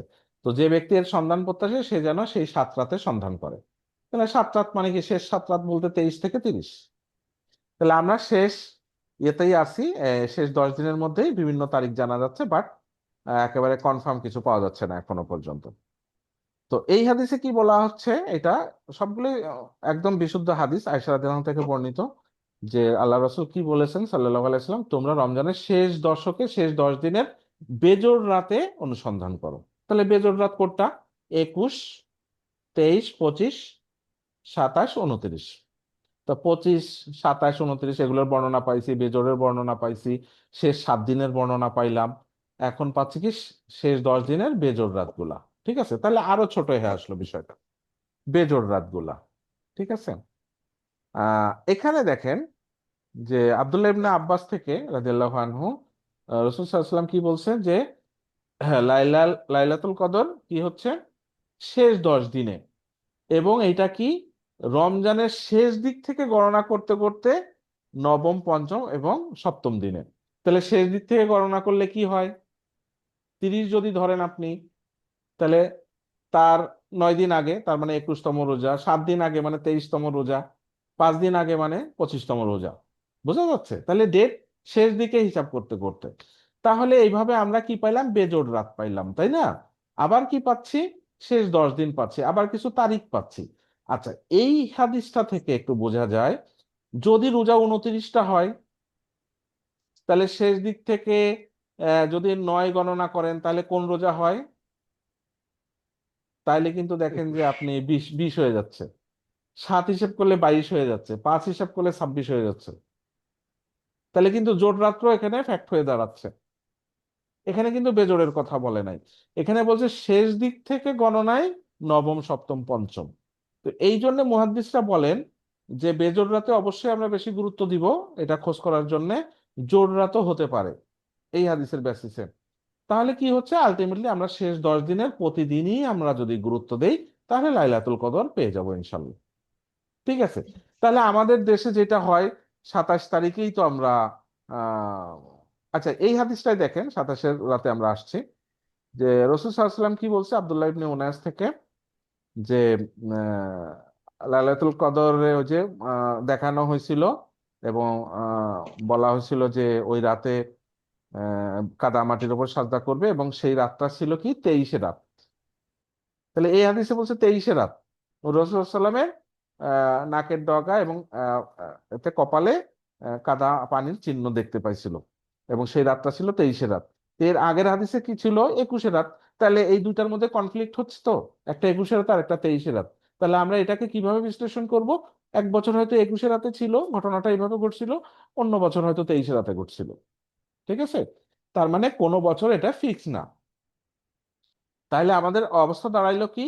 শেষ 10 দিন যে কোনো দিন হতে পারে, বেজোড় রাত বেশি সম্ভাবনা, তার মধ্যে 21, 23, 25, 27, 29 এগুলা। ঠিক আছে। এখন 27 নিয়ে আমাদের বেশি ইয়ে আছে, আমরা ওই একদিনে ফিক্স করে নিছি আর কি। এবং রাষ্ট্রীয় ছুটিও থাকে ওই দিন। ঠিক আছে। তো দলিল আছে, একেবারে নাই তা না, যে এই যে এখানে দেখেন দুটা দলিল আছে, একটা সহিহ মুসলিমের দলিল আছে আর একটা মুসনাদ আহমদের দলিল আছে। ওখানে উবাই ইবনে কাব এক সাহাবী বলছে যে উনি একেবারে শপথ করেই বলছে যে 27 রাতেই হচ্ছে লাইলাতুল কদর। আব্দুল্লাহ ইবনে ওমর থেকেও বর্ণনা আসছে 27 রাতেই হবে। কিন্তু আরো অনেক দলিল আছে, সবকিছু মিলাইলে আমরা একটা ডেটে স্থির থাকতে পারি না। ঠিক আছে। কিন্তু এই দুইটা হাদিসের বেসিসে মোটামুটি একেবারে রাষ্ট্রীয় ছুটি ওই দিন দিয়ে দিছে আর কি। হিসাবে আমাদেরকে পেতে হলে শেষ 10 দিনই সন্ধান করতে হবে আর কি। ঠিক আছে। তো আমরা হাদিস আরো অনেকগুলা আছে, আমরা সবগুলো এখানে আনি নাই। তো অনেক হাদিস আছে, সবগুলা হাদিস বিশ্লেষণ করলে ওই রাতের কিছু ইয়ে বোঝা যায়, কি বলে, আলামত বোঝা যায়। ঠিক আছে। যে কোন আলামতটা হইতে পারে, বাট সেগুলা আমরা হয়তো খুঁজতে পারি, বাট স্থির হব পরে। সো আমরা গেস করতে পারি যে এইটা হয়তো লাইলাতুল কদর ছিল, বাট ওইটাই কনফার্ম আমাদেরকে কেউ করছে না। ঠিক আছে। তো সেই আলামতগুলা কি? রাতটা রাত্রিটা গভীর অন্ধকারে ছেয়ে যাবে না, মানে ঘুটঘুটে অন্ধকার হবে না ওই রাত্রটা। ঠিক আছে। তো আমরা হয়তো যারা রাত জাগি, জাগবো ইনশাল্লাহ। আজকে 23-এ রাত, আজকেও আমরা গুরুত্ব দিব। কালকে শুক্রবার আছে, নিশ্চয়ই কারো চাকরি টাকরি নাই। হ্যাঁ। সুন্দর করে সেহরি খেয়ে ঘুমাতে পারবেন, রাত জাগার চেষ্টা করবেন। জাগবেন, সলাৎ পড়বেন, কিভাবে কাটাবেন সেটা নিয়ে আমরা কিছুটা আলোচনা করব সামনে। বাট কাটাতে হবে কেন, এটার অনেক ফজিলত, ফজিলত গুলো আমরা সামনে আলোচনা করব। তো আগে রাতটা কেমন বলা হচ্ছে, রাতটা ঘুটঘুটে অন্ধকার হবে না। ঠিক আছে। এটা একটু গভীর অন্ধকার হবে না সেই দিন। এবং সেটা কি নাতিশীতোষ্ণ হবে, মানে না অনেক গরম হবে, না অনেক শীত হবে, এরকম হবে আর কি, এরকম হবে না আর কি। মানে নাতিশীতোষ্ণ, ঠান্ডা গরম মোটামুটি হালকা পাতলা থাকবে আর কি। হ্যাঁ। তো এখন যদি বেশ গরমকালে রোজা আসে, তখন ওই সময়ের ওয়েদারের তুলনায় ওইভাবে থিঙ্ক করতে হবে।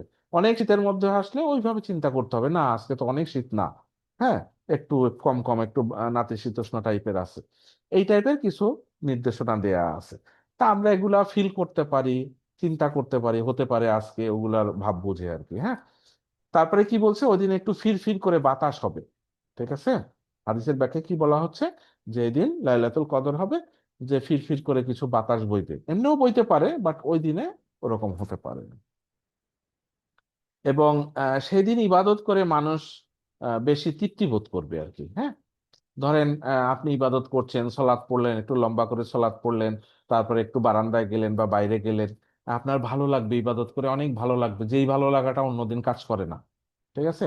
অনেক সময় আছে না, সালাদ পড়ে পড়ছি, বাট পেরেশানি কিরকম, হ্যাঁ ওরকম ভালো লাগা থাকে, বাট এই দিন বেশি ভালো লাগাটা থাকবে আর কি, এরকম বোঝাচ্ছে আর কি। হ্যাঁ।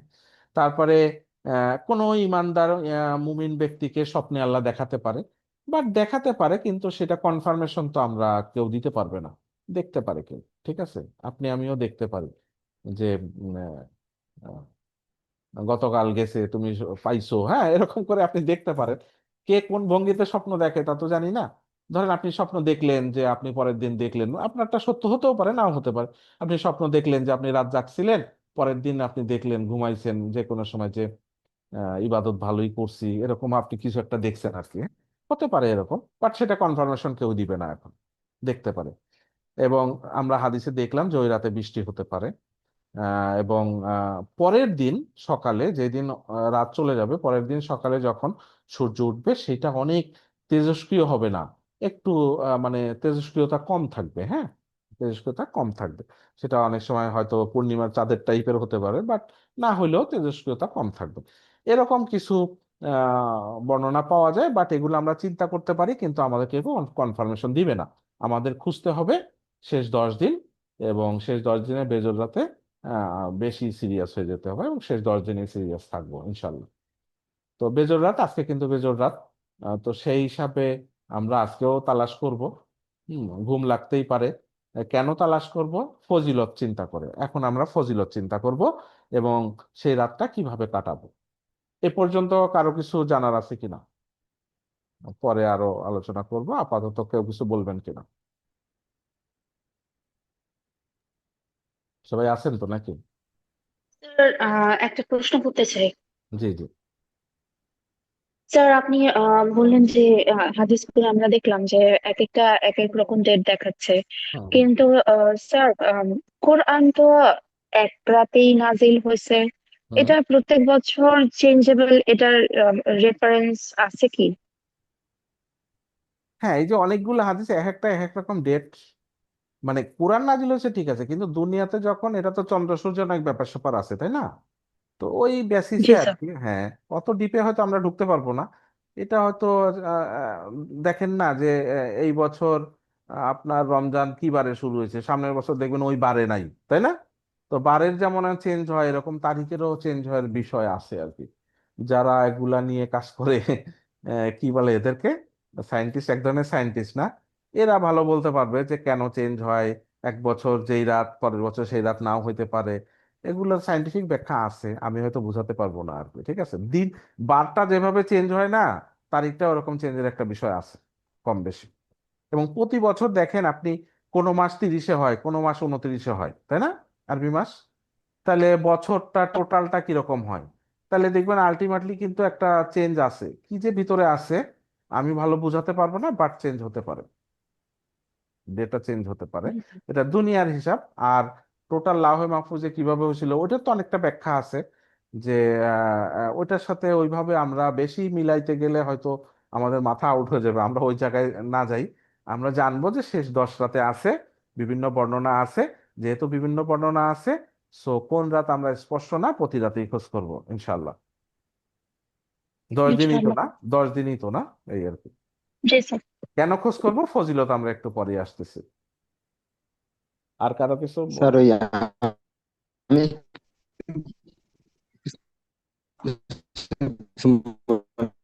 না স্যার। হ্যালো আপনার স্যার। আপনার আপনার কথা সব কেটে কেটে গেছে, কিছু বুঝি নাই।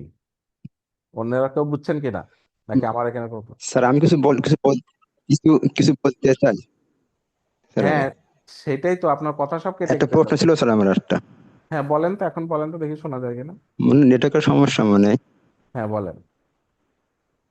স্যার যেগুলো স্যার আলোচনা করলেন, যেগুলো আলামত যেগুলো বলছিলেন, ইনশাল্লাহ আমি হয়তো কয়েক বছর এতেকাফ ছিলাম 10 দিনই। তা আমি আচ্ছা। এরকম পাইছিলাম, তবে ওই যে কখনো কখনো 21 রাত, 23 রাত, হুম। কখনো 25 রাত, বেজরাতেও আলাদা। জোর রাত্রের আলামত পাইছিলাম স্যার। আমি কয়েক বছর এতেকাফ ছিলাম, 10 দিনই ছিলাম, তা হুম আমি হুম আলামত পাইছিলাম। যাই মাশাআল্লাহ। হোক, প্রশ্নটা হচ্ছে স্যার, এখন যে রমজান মাসে স্যার যে সৌদি আরবে ওগো হ্যাঁ তো রমজান মাস একদিন আগায়, হ্যাঁ হ্যাঁ হ্যাঁ হ্যাঁ আমরা তো একদিন পিছায়। হ্যাঁ এক্ষেত্রে হ্যাঁ ওদেরও তো একটাই হবে, একটাই রাত হুম আলোচনা করতেন।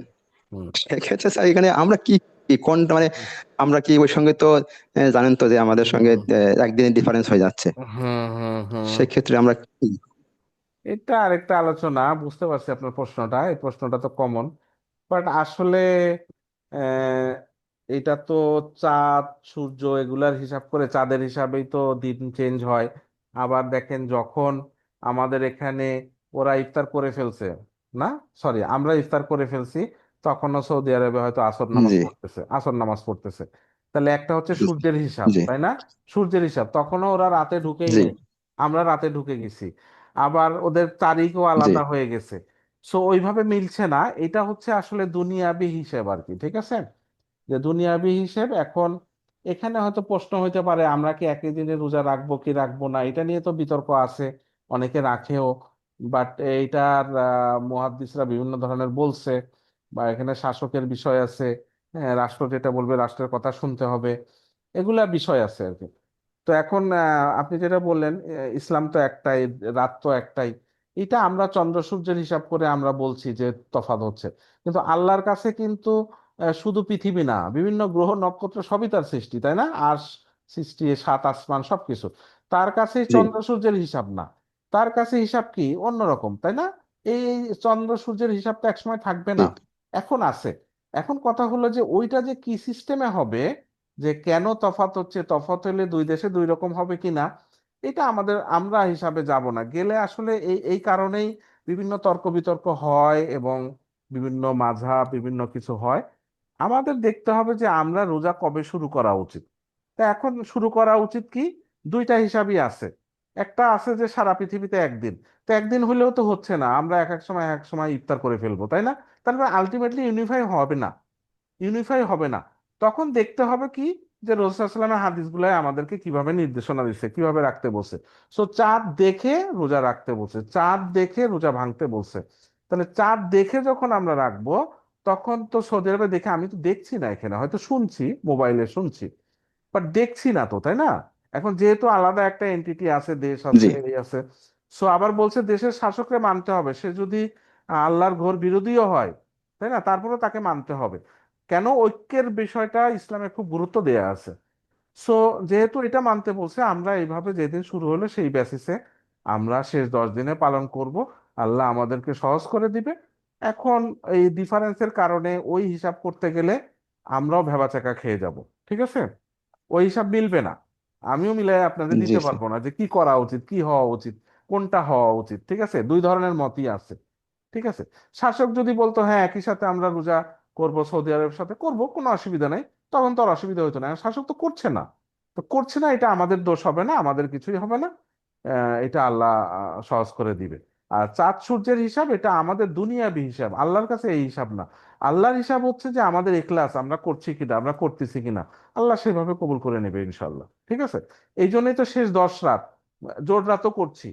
সৌদি আরবের সাথে যদি আপনি মিলাইতে চান, তাহলে ওখানে বেজোড়, আমাদের এখানে জোড়, এরকম হয়েছে, কোনো অসুবিধা নাই তো।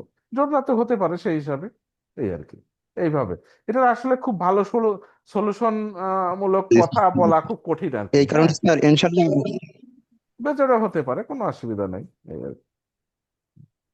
আচ্ছা তবে স্যার আমি বিগত কয়েক বছর থেকে আপনাকে যা বুঝলাম স্যার, অভিজ্ঞতা আলোকে আমার মনে হয় স্যার শেষ 10 দিন জোর মানে 10 দিনই সবই সবই বন্দি করা উচিত মনে একদম হচ্ছে যেন আমার কাছে। এক্স্যাক্টলি এক্স্যাক্টলি এক্স্যাক্টলি এক্স্যাক্টলি করা উচিত। ঠিক আছে, খুবই ঠিক বলছেন একেবারে। জি তো স্যার। ঠিক আছে, অসুবিধা নেই। হ্যাঁ, আমরা সামনে একটু আগাই। সামনে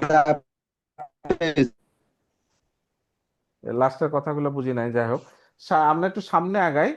আজকে আমাদের নর্মালি আমরা 40-50 মিনিট বসি। আজকে আপনারা নিয়ত রাখছেন কিনা যে আজকে জাগবেন কিনা?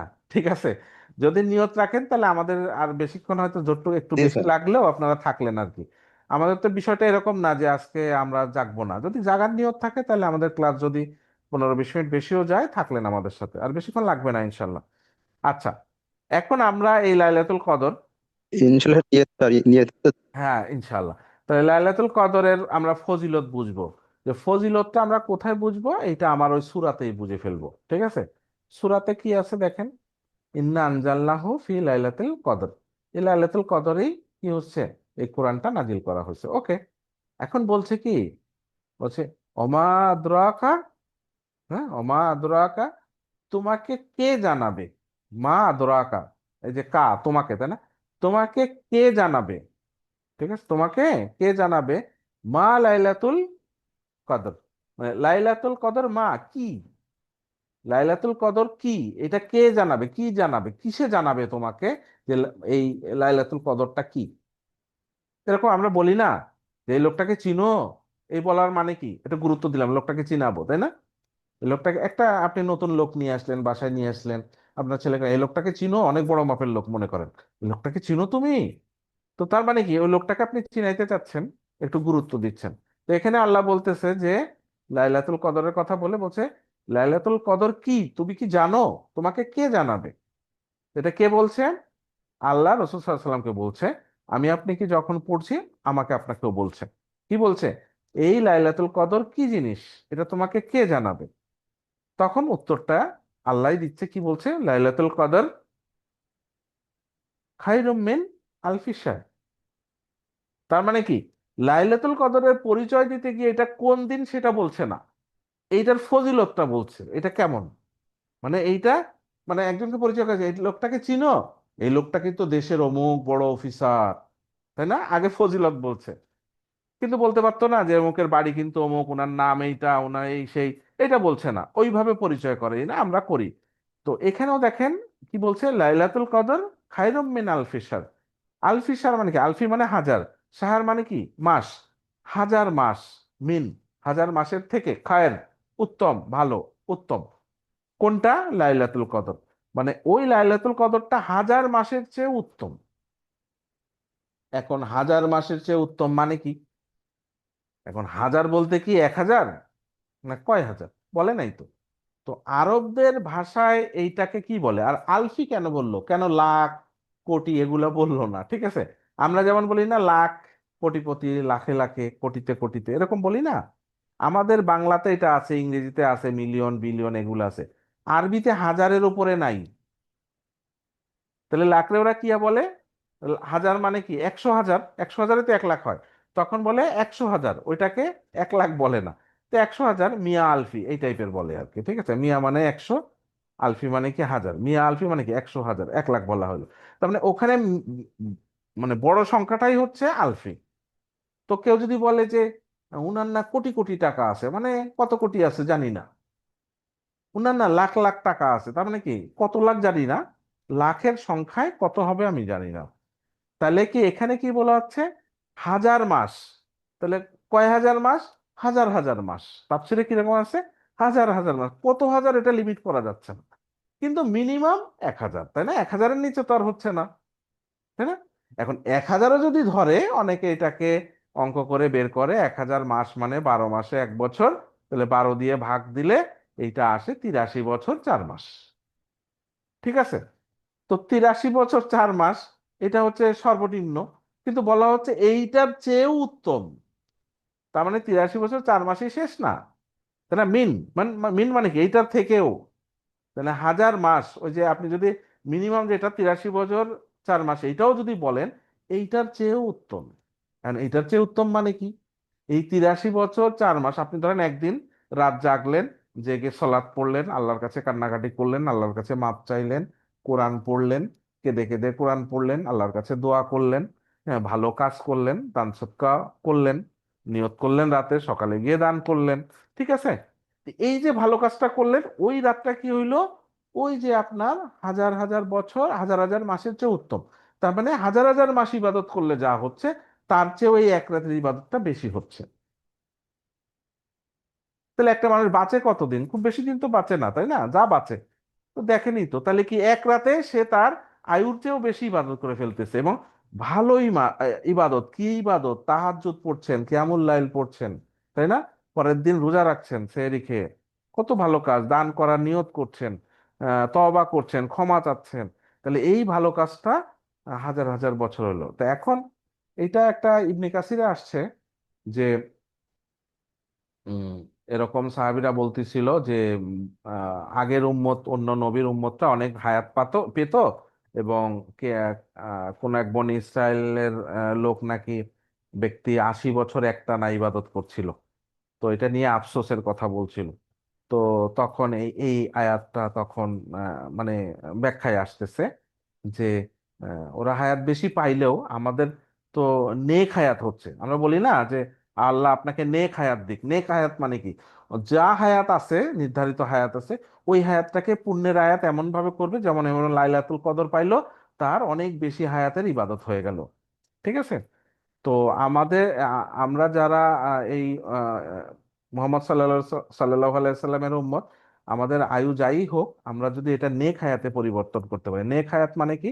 এরকম লাইলাতুল কদর যদি আপনি 10 বছর পান, তাহলে এক এক বছরে যদি আপনি এরকম হাজার মাসের চেয়ে উত্তম ইবাদত পেয়ে যান, তাহলে তো আপনি কম আয়ুতেও অনেক ইয়ে পেয়ে গেলেন, নেকি পেয়ে গেলেন আর কি, নেক হায়াত পেয়ে গেলেন আর কি। হ্যাঁ, তো এইভাবে এটা হচ্ছে সবচেয়ে বড় ফজিলত। এই রাতের সবচেয়ে বড় ফজিলত কি? এই রাতে আপনি ইবাদত করলে সেই ইবাদতটা হাজার মাসের ইবাদতের চেয়ে বেশি হচ্ছে, মানে শ শ বছর আর কি। অনেক বড়, বছরের তুলনা নাই, এত বেশি ইবাদত হবে আর কি। তো আমাদের জান্নাতে যাইতে গেলে আমাদের নেক আমল দরকার।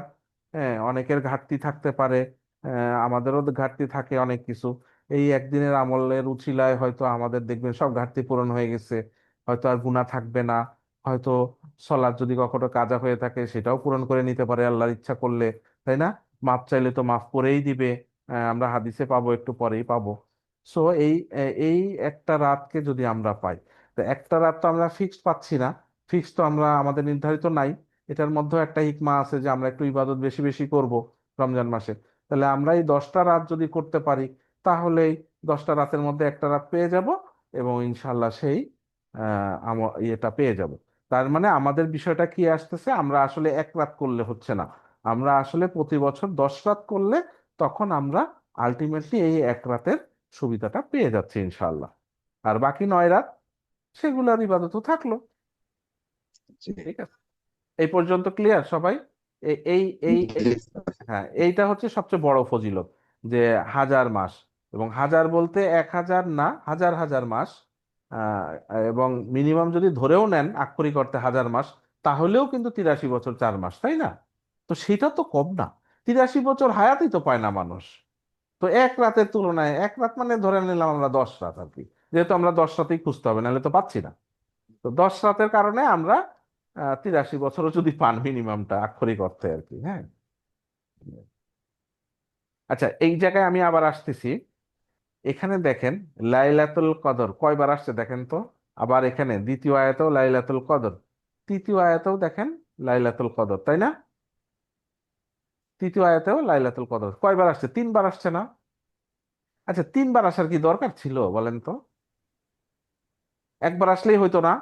বাকিটা প্রোনাউন বলতো যে এই রাতে আমি নাজিল করছি, তারপরে বলতো তোমরা কি জানো, হ্যাঁ ওইটা কি, ওইটা কি মানে ওই রাতটা কি, সেইটা হইলো হিয়া, হিয়া খায়রুম মিন আলফি শাহর, বলা যেত না? কিন্তু না, কি বলছে আল্লাহ? 3বার ব্যবহার করছে। কিন্তু পরে গিয়ে আবার দেখেন এখানে গিয়ে হিয়া ব্যবহার করছে, এখানে কিন্তু আবার লাইলাতুল কদর ব্যবহার করে নাই। এই জন্য আল্লাহ কিন্তু বলছে, তাদাব্বুর কেন করতে বলছে বলেন তো দেখি। এই যে এখানে হিয়া ব্যবহার করলো না, এখানে তৃতীয় আয়াতেও হিয়া ব্যবহার করলো না, আবার লাস্টে গিয়ে কিন্তু হিয়া ব্যবহার করলো, তাই না? তো এগুলা নিয়ে চিন্তা করতে পারেন, চিন্তা করে আপনার মাথা থেকে কিছু বের হইতে পারে। কিছু লোক এইভাবে বের করছে, কিভাবে জানেন? যে ওই যে 27তম রাত এইটাকে জায়েজ করছে কিভাবে দেখেন। এই যে ইন্না আনজালনাহু ফি লাইলাতিল কদর, এই শব্দগুলা কাউন্ট করছে, 1 নম্বর 2 নম্বর 3 নম্বর এরকম করতে করতে এই হিয়া, হিয়াটা কি? লাইলাতুল কদর। এইটা নাকি 27তম শব্দ, 87 রাত বুঝছেন কথা? কিন্তু আসলে জি এই স্যার। এই সংখ্যা তত্ত্ব দিয়ে, আমি জানি না, আমি কাউন্ট করি নাই, আমি এক জায়গায় মানে দেখছি আর কি, এইভাবে ব্যাখ্যা করছে আর কি। কাউন্ট করে দেখেন মিলে কিনা, আমি জানি না, মিলতে পারে। জি স্যার, বাট মেল হ্যাঁ, বাট মিললেই কি, আসলে এটা কোনো দলিল নাই, বুঝছেন না দলিল কথা? নাই। এটা যদি জি রসুল স্যার। সাল্লাল্লাহু আলাইহি ওয়াসাল্লাম বলতো এই কারণে 27, তাহলে হয়তো, বা সাহাবীরা রসুল সাল্লাল্লাহু আলাইহি ওয়াসাল্লামকে জিজ্ঞেস করছিল, রসুল সাল্লাল্লাহু আলাইহি ওয়াসাল্লাম উত্তর দিছে, তাইলে এটা আমরা নিতে পারতাম। কিন্তু এই সংখ্যা তত্ত্ব দিয়ে হবে না। কেন হবে না? রসুল সাল্লাল্লাহু আলাইহি ওয়াসাল্লাম থেকে আমি কোনো দলিল পাচ্ছি না। দলিল না পাইলে কে কি বলল, কোন মুহাদ্দিস বলল, কিছু যায় আসে না। এটা চলবে না ইসলামে, ঠিক আছে? আরেকটা জি স্যার। শুনেন, আরেকটা মজার জিনিস শুনেন, যেটা মানুষ ব্যাখ্যা করে। এই যে লাইলাতুল কদর, এই যে ইদাফার যে শব্দটা, এখানে কয়টা বর্ণ আছে, তাই না? লাম, ইয়া, লাম, তা, তাই না? আলিফ, লাম, ক, দাল, রা, কয়টা হয় দেখেন তো, করেন তো, কয়টা হয়? 9টা না? 9টা হয়। 9টা হয়। দেন কয়বার আসছে? 3বার না? 3 নং 3 27। নং 27। চলে 27 রাত। এইটা এইটাও হয়তো অনেকে বলছে, অনেক জায়গায় লেখা দেখবেন, বাট আসলে এগুলোর কোনো ভিত্তি নাই। কেন ভিত্তি নাই? রাসূল সাল্লাল্লাহু আলাইহি ওয়াসাল্লাম বলে যায় নাই, সো হবে না, আমি আপনি মিলাইলেও লাভ নাই, ঠিক আছে? সো জি। এইসব সংখ্যা তত্ত্ব দিয়ে আর যেহেতু 2টা হাদিস আছে, হাদিসগুলোও বিশুদ্ধ, সো 27-এ একেবারে সরকারি ছুটি দিয়ে দিছে আর কি, বুঝছেন? জি। তো যাই হোক, এর উপরে এইভাবে ডিপেন্ড করা ঠিক হবে না। আচ্ছা, তাহলে আমরা কি বললাম? লাইলাতুল কদর কি? খায়রুম মিন আলফি শাহর। তাহলে ওই রাতে কি হয় দেখেন, তানাজ্জালুল মানে মালাইকাতু আর রূহ, মানে মালাইকা মানে কি? ফেরেশতা। রূহ বলা হচ্ছে জিবরিল আলাইহিস সালামকে। তাহলে জিবরিল আলাইহিস সালামকে। হ্যাঁ, তারা নাজিল হয় ফি হা, ফি হা, হা মানে কি? ওই রাত, হাটা কি? ওইটা। ওই যে লাইলাতু, মানে এটা ফেমিনিন, তাই না? হা বুঝছেন না? হু হা, জি। জি। হা, হিয়া, হিয়ার ফি হা, হিয়ার হা। হ্যাঁ হিয়ার হা। তাহলে ওই রাতে নাজিল হয় মানে অবতরণ করে। হ্যাঁ, কি নিয়ে অবতরণ করে? বি ইজনি, ইজেন মানে কি? মানে ইয়ে নিয়ে আর কি, অনুমতি। ই- ই- ইজন, আজানা মানে কি? অনুমতি আর কি। হ্যাঁ, বি ইজনি রব্বিহিম, মানে তাদের রবের অনুমতি ক্রমে। নাজিল হয়। তাদের রব নাম, তাদের রব মানে কি? আল্লাহ সুবহানাহু ওয়া তাআলা আল্লাহ। নাজিল জি। হইতে বলছে, তাই নাজিল হয়েছে তাদের মানে আল্লাহর অনুমতিতে, তাদের রবের অনুমতিতে নাজিল হয়েছে আর কি। কি কি নিয়ে নাজিল হয়েছে, কি বিষয়ে? মিন কুল্লি আমর। আমর মানে কি? কাজ। কুল্লি মানে কি? সব। আদেশ। সব কাজের, সব কাজের বিষয়ে, সব কাজের বিষয়ে আহ আ- তাদের রবের আদেশে নাজিল হয়েছে। ঠিক আছে, ব্যাপারটা এরকম। তো নাজিল হয়েছে কি নিয়ে নাজিল হয়েছে? তাহলে ওই সামনের 1 বছরের ভাগ্য নিয়ে নাজিল হয়েছে, কার মৃত্যু হবে, কার এগুলা নিয়ে, ইত্যাদি ইত্যাদি, কার কি হবে না হবে এগুলা নিয়ে নাজিল হয়েছে, বিভিন্ন কাজ নিয়ে নাজিল হয়েছে। তো ফেরেশতাদের আল্লাহ বিভিন্ন কাজে নিয়োজিত রাখেন। হ্যাঁ, তো অনেক কাজে রাখেন, তাই না? এবং এমনকি আমরা শুয়ে থাকলে পাহারাও দেয়, আছে না? আয়াতুল কুরসি পড়ে শুয়ে থাকলে পাহারা দেয়, তা কাজ আছে না? অনেক কাজ আছে। কিন্তু এই রাতের ফেরেশতারা স্পেশাল কিছু কাজ নিয়ে আসেন। ঠিক আছে, কি কাজ সেগুলা আহ, হয়তো এখানে ডিটেলস নাই, বাট আপনি সেটা আল্লাহর ইচ্ছা, আল্লাহর কি কি কাজ নিয়ে কি আদেশ দিয়ে পাঠান, আল্লাহই ভালো জানেন। এবং বলা হচ্ছে কি সালাম, সালামুন, সালাম শান্তি, নিরাপত্তা, হিয়া, নিরাপত্তা। হিয়া মানে কি? হিয়াটা আগে হওয়ার কথা ছিল, কিন্তু দেখেন উল্টায় দিছে। এটার একটা ইয়া আছে আর কি, যে একটু অন্যরকম গুরুত্ব পাইলেন, বা আরো অন্য ব্যাখ্যাও আছে। সালামুন হিয়া, শান্তি নিরাপত্তা, হিয়া মানে ওইটা। ওইটা কোনটা? হিয়াটাকে লাইলাতুল কদর। লাইলাতুল কদর। লাইলাতুল কদর ইটসেলফ কি? সালাম, নিরাপত্তা, শান্তি। ওই যে একটু আগে পাইলেন না, ওই দিন শান্তি শান্তি বোধ করবেন। আর ফেরেশতা নাজিল হওয়া মানে কি? ফেরেশতা নাজিল হওয়া মানে সাকিনা নাজিল হওয়া। ঠিক আছে, যেই ঘরে পশু পাখির ছবি থাকে সেগুলায় ফেরেশতা ঢুকে না। এর অর্থ কি? সেই ঘরে রহমত নাজিল হয় না, সেই মানে সাকিনা থাকে না, প্রশান্তি থাকে না। ঠিক আছে, তাহলে ফেরেশতাদের সাথে বারাকা, শান্তি, সালাম এগুলার একটা লিংক আছে। ঠিক আছে, বিভিন্ন হাদিসের মারফতে জানা যায়। তাহলে সালামুন হিয়া অর্থ কি হচ্ছে? ওই রাতে শান্তি, নিরাপত্তা। কেন নিরাপত্তা? এত ফেরেশতা নামছে, জিবরিল সহ নামছে, তো শান্তি নিরাপত্তা তো থাকবেই। সালামুন হিয়া, সালামুন হিয়া মানে শান্তি নিরাপত্তা। হ্যাঁ, কতক্ষণ? হাত্তা মাতলাইল ফাজ। এখন হয়তো কেউ বলতে পারে যদি এটা না থাকতো অস্পষ্ট, তাহলে কতক্ষণ? এই রাত 2টা পর্যন্ত, মাঝরাত পর্যন্ত, না কি সেহেরি রাত পর্যন্ত, কত কথা আসতো না? এটা ক্লিয়ার হয়ে গেল কিভাবে? মাতলাইল ফাজ, ফজর। ফজর কি মানে? আমাদের এখন ওই যে সেহেরির যে শেষ সময়টা, ওইটাকে বলা হচ্ছে ফজর। ওই ফজরের আগ পর্যন্ত, হাত্তা, আনটিল, ওই পর্যন্ত। মাতলাইল মানে, মাতলা মানে কি? ওইটা উদয় হওয়া আর কি, ফজর উদয়, ফজর আসা পর্যন্ত, পর্যন্ত সালাম যেটাকে স্যার শান্তি। আমরা সুবহে সাদিক বলি, ওইটা ওইটা যেই সময়ে আপনি সেহেরিটা শেষ করেন, সেহরি শেষ হয়। হ্যাঁ ওই আচ্ছা, টাইমটা সুবহে পর্যন্ত। সাদিক। তাহলে কি এই যে লাইলাতুল কদর কাউন্ট করা হচ্ছে কি? রাত যখন শুরু হইলো, সূর্য ডুবে গেল, শুরু হইলো কতক্ষণ? জাস্ট ফজর পর্যন্ত, ওই যে সেহরির সময় পর্যন্ত। এই পুরার সময়টাকেই লাইলাতুল কদর। বুঝছেন হুম। কথা? হ্যাঁ, তাহলে আমার জি স্যার। সময়টা নির্ধারণ হইলো দিনটা কি? শেষ 10 দিনের মধ্যে এ হইতে পারে ব্লা ব্লা, মানে আমরা 10 দিনকে টার্গেট করব। এবং সেটা কেন? আলফিসার, খায়রুম মিন আলফিসার। তাহলে মেন ফজিলত এখানে চলে আসলো, আরো কিছু হাদিসে আমরা কিছু পাবো। এ পর্যন্ত কারো প্রশ্ন আছে কিনা?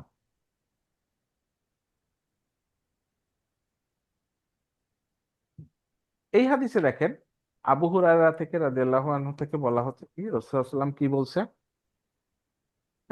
বলছে যে রমজান মাস এটা বরকতময় মাস। এই রাতে এই মাসে রোজা ফরজ করছে। এই মাসে জান্নাতের দরজাগুলো খুলে দেয়া হয়, জাহান্নামের দরজাসমূহ বন্ধ করে দেয়া হয়। এই কথা তো শুনছেন না? জানেন। আল্লাহর অবাধ্য শয়তানদের কি গলায় বেড়ি পরানো হয়, এটাও জানেন। ঠিক আছে, বলা হচ্ছে এই মাসে একটা রাত আছে, যেই মাস, যেই রাতটা 1000 1000 মাস অপেক্ষা, 1000 মাস অপেক্ষাও উত্তম। যে ব্যক্তি সে রাতের কল্যাণ থেকে বঞ্চিত হয়ে গেল, সে প্রকৃতই বঞ্চিত হলো। বঞ্চিত হওয়া তো জিনিসটা তো ভালো না, তাই না? তাইলে আমরা এটাকে তালাশ করব না, তাহলে বঞ্চিত হয়ে গেলাম না? হ্যাঁ, ঠিক আছে, এই জন্য তালাশ করব, সো দ্যাট আমরা বঞ্চিত না হই। আচ্ছা, আয়েশা রাদিয়াল্লাহু আনহা থেকে একটা বর্ণনা কি আসছে, যে এই যে কেউ যদি এই যে ইজা দাখালা দাখালাল আশরু মানে শেষ 10 দিনে কেউ আহ প্রবেশ করলো, রাসূল সাল্লাল্লাহু আলাইহি ওয়াসাল্লামের ব্যাপারে বলা হচ্ছে যখন প্রবেশ করতো সাদ্দা মিজারাহু, মানে কি সে তার মানে ওই যে আহ, লুঙ্গিটা টাইট দিয়ে নিত। ঠিক আছে, বলছে কি রাসূল সাল্লাল্লাহু আলাইহি ওয়াসাল্লাম যখন শেষ দশকে প্রবেশ করতো লুঙ্গিটা কষে নিত।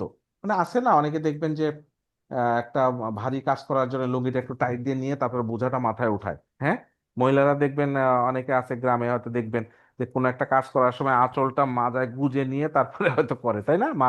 মা চাচিদের মাদের দেখেছি আর কি। হ্যাঁ, তো এরকম আর কি। তার মানে কি এটা শক্তি, মানে চিন্তা করে শক্ত করে করতে হবে আর কি। ঠিক আছে, ব্যাপারটা এরকম। ঠিক আছে।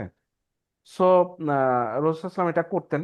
তার মানে কি একটা মনের মধ্যে একটা নিয়ে আসতো যে এখন আমি রাত জাগবো, আমি এখন ইবাদত বেশি করব, আমি লম্বা সালাত পড়বো। ঠিক আছে। সো নিজের মধ্যে একটা মানে নিয়ে আসা যে আমি অনেক কষ্ট করব, আমার সকালে অফিস থাকুক বা আজকে ঘুমাইতে পারি নাই, সো হোয়াট, আমি রাত্রে জাগবো, আমি ইবাদত করব। ঠিক আছে। কেন? এটা অনেক হাজার হাজার মাসের চেয়ে উত্তম। ব্যাপারটা এরকম। এবং রসুলাম নিজে জাগতেন, জেগে থাকতেন, ঘুম থেকে উঠতেন সেটা বলে নাই, জেগে থাকতেন এবং পরিবার পরিজনকে জাগিয়ে দিতেন। তাহলে নিজে করব, পরিবার পরিজনদের দিয়ে সবাইকে উৎসাহিত করে করব, জোরাজুরি করব না, বুঝায়া যতটুকু করা যায়। ঠিক আছে। তো এরপরে আমরা আরো কিছু হাদিস দেখি। আমরা প্রায় শেষের দিকে চলে আসছি। একটু সময় লাগতে পারে, 15-20 মিনিট লাগতে পারে। আমরা যদি রাত জাগি একটু দেরি হলে অসুবিধা নেই। আবু হুরায়রা রাদিয়াল্লাহু আনহু থেকে হাদিসটা দেখেন, রাসূলুল্লাহ সাল্লাল্লাহু আলাইহি ওয়াসাল্লাম কলা রাসূলুল্লাহ সাল্লাল্লাহু আলাইহি ওয়াসাল্লাম মান সামা রমাদানা ঈমানান ও ইহতিসাবান গুফিরা লাহু মা তাকাদ্দামা মিন জামবি। ওমান কমা, ওটা ছিল সমা, আর পরে আবার কি আসতেছে, ওমান কমা লাইলাতুল কদরে ঈমানান ও ইহতিসাবান গুফিরা লাহু মা তাকাদ্দামা মিন জামবি। মানে কি বলছে, যে রমজানে রোজাগুলা সম করবে, মানে সমা করবে, রোজা রাখবে ইমানের সহিত এবং ইহতিসাবা মানে কি বলতেছে যে যে ইমান আমি কেন রাখছি, আমি আল্লাহর খুশির জন্য, আল্লাহ আমার ফরজ করছে, এই যে ইমান, না রাখলে আমার জাহান্নামের শাস্তি পেতে হবে। সো এই যে ইমান, আমি ইমান যে কোরআন হাদিসে আছে, ফরজ হয়েছে, রাখতেই হবে, কোনো উপায় নাই, রাখাই লাগবে, কোনো ওজর খাটবে না। তো এই যে ইমানগুলো, এই ইমানে রাখছি এবং কি শুধু আল্লাহর জন্য রাখছি, এটা কি এতে সানা ইতে সাবা মানে কি একান্ত শুধু আল্লাহর জন্যই রাখছি। আহ, আহ, আহ, এটা বলে ইখলাস আর কি, তাই না? শুধু আল্লাহর জন্যই রাখছি, কারো খুশির জন্য না। আমি তো গোপনে একটু পানি খেয়েও নিতে পারতাম, তাই না? খাই নাই কেন? আল্লাহ আমাকে দেখছে। সো আল্লাহর জন্যই আমি রাখছি। এই যে ইমান এবং ইহতেসাবা, হ্যাঁ, এই দুইটা যখন এইটার কারণে যখন সে রোজা রাখে, গুফির আল্লাহ, তাকে ক্ষমা করে দেয়া হয়, মা তাকাদ্দামা মিন জামবি, তার সকল গুনাহ ক্ষমা করে দেয়া হয়। ওমান কমা লাইলাতুল কদরি, এখন বলছে লাইলাতুল কদর, যে রাত, এই 10 রাতের মধ্যে কোনো এক রাত, এই কদরের যে কমা, কমা মানে কি দাঁড়ানো, তার মানে কি এখানে সলাতের কথা বলা হচ্ছে। মান কমা লাইলাতুল কদরি ঈমানান ও ইহতিসাবান গুফিরা লাহু মা তাকাদ্দামা মিন জামবি।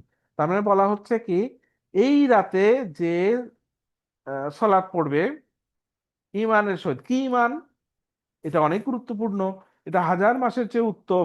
আল্লাহ বলছে, রাসূল সাল্লাল্লাহু আলাইহি ওয়াসাল্লাম বলে দিছে এই যে ইমান, আমি এটা করলে এটা পাবো, এই যে ইমান এবং ইহতিসাবা মানে কি এইটা আমি শুধু আল্লাহর জন্যই করছি, আমি আল্লাহর কাছে এটার আশা রাখি। ঠিক আছে।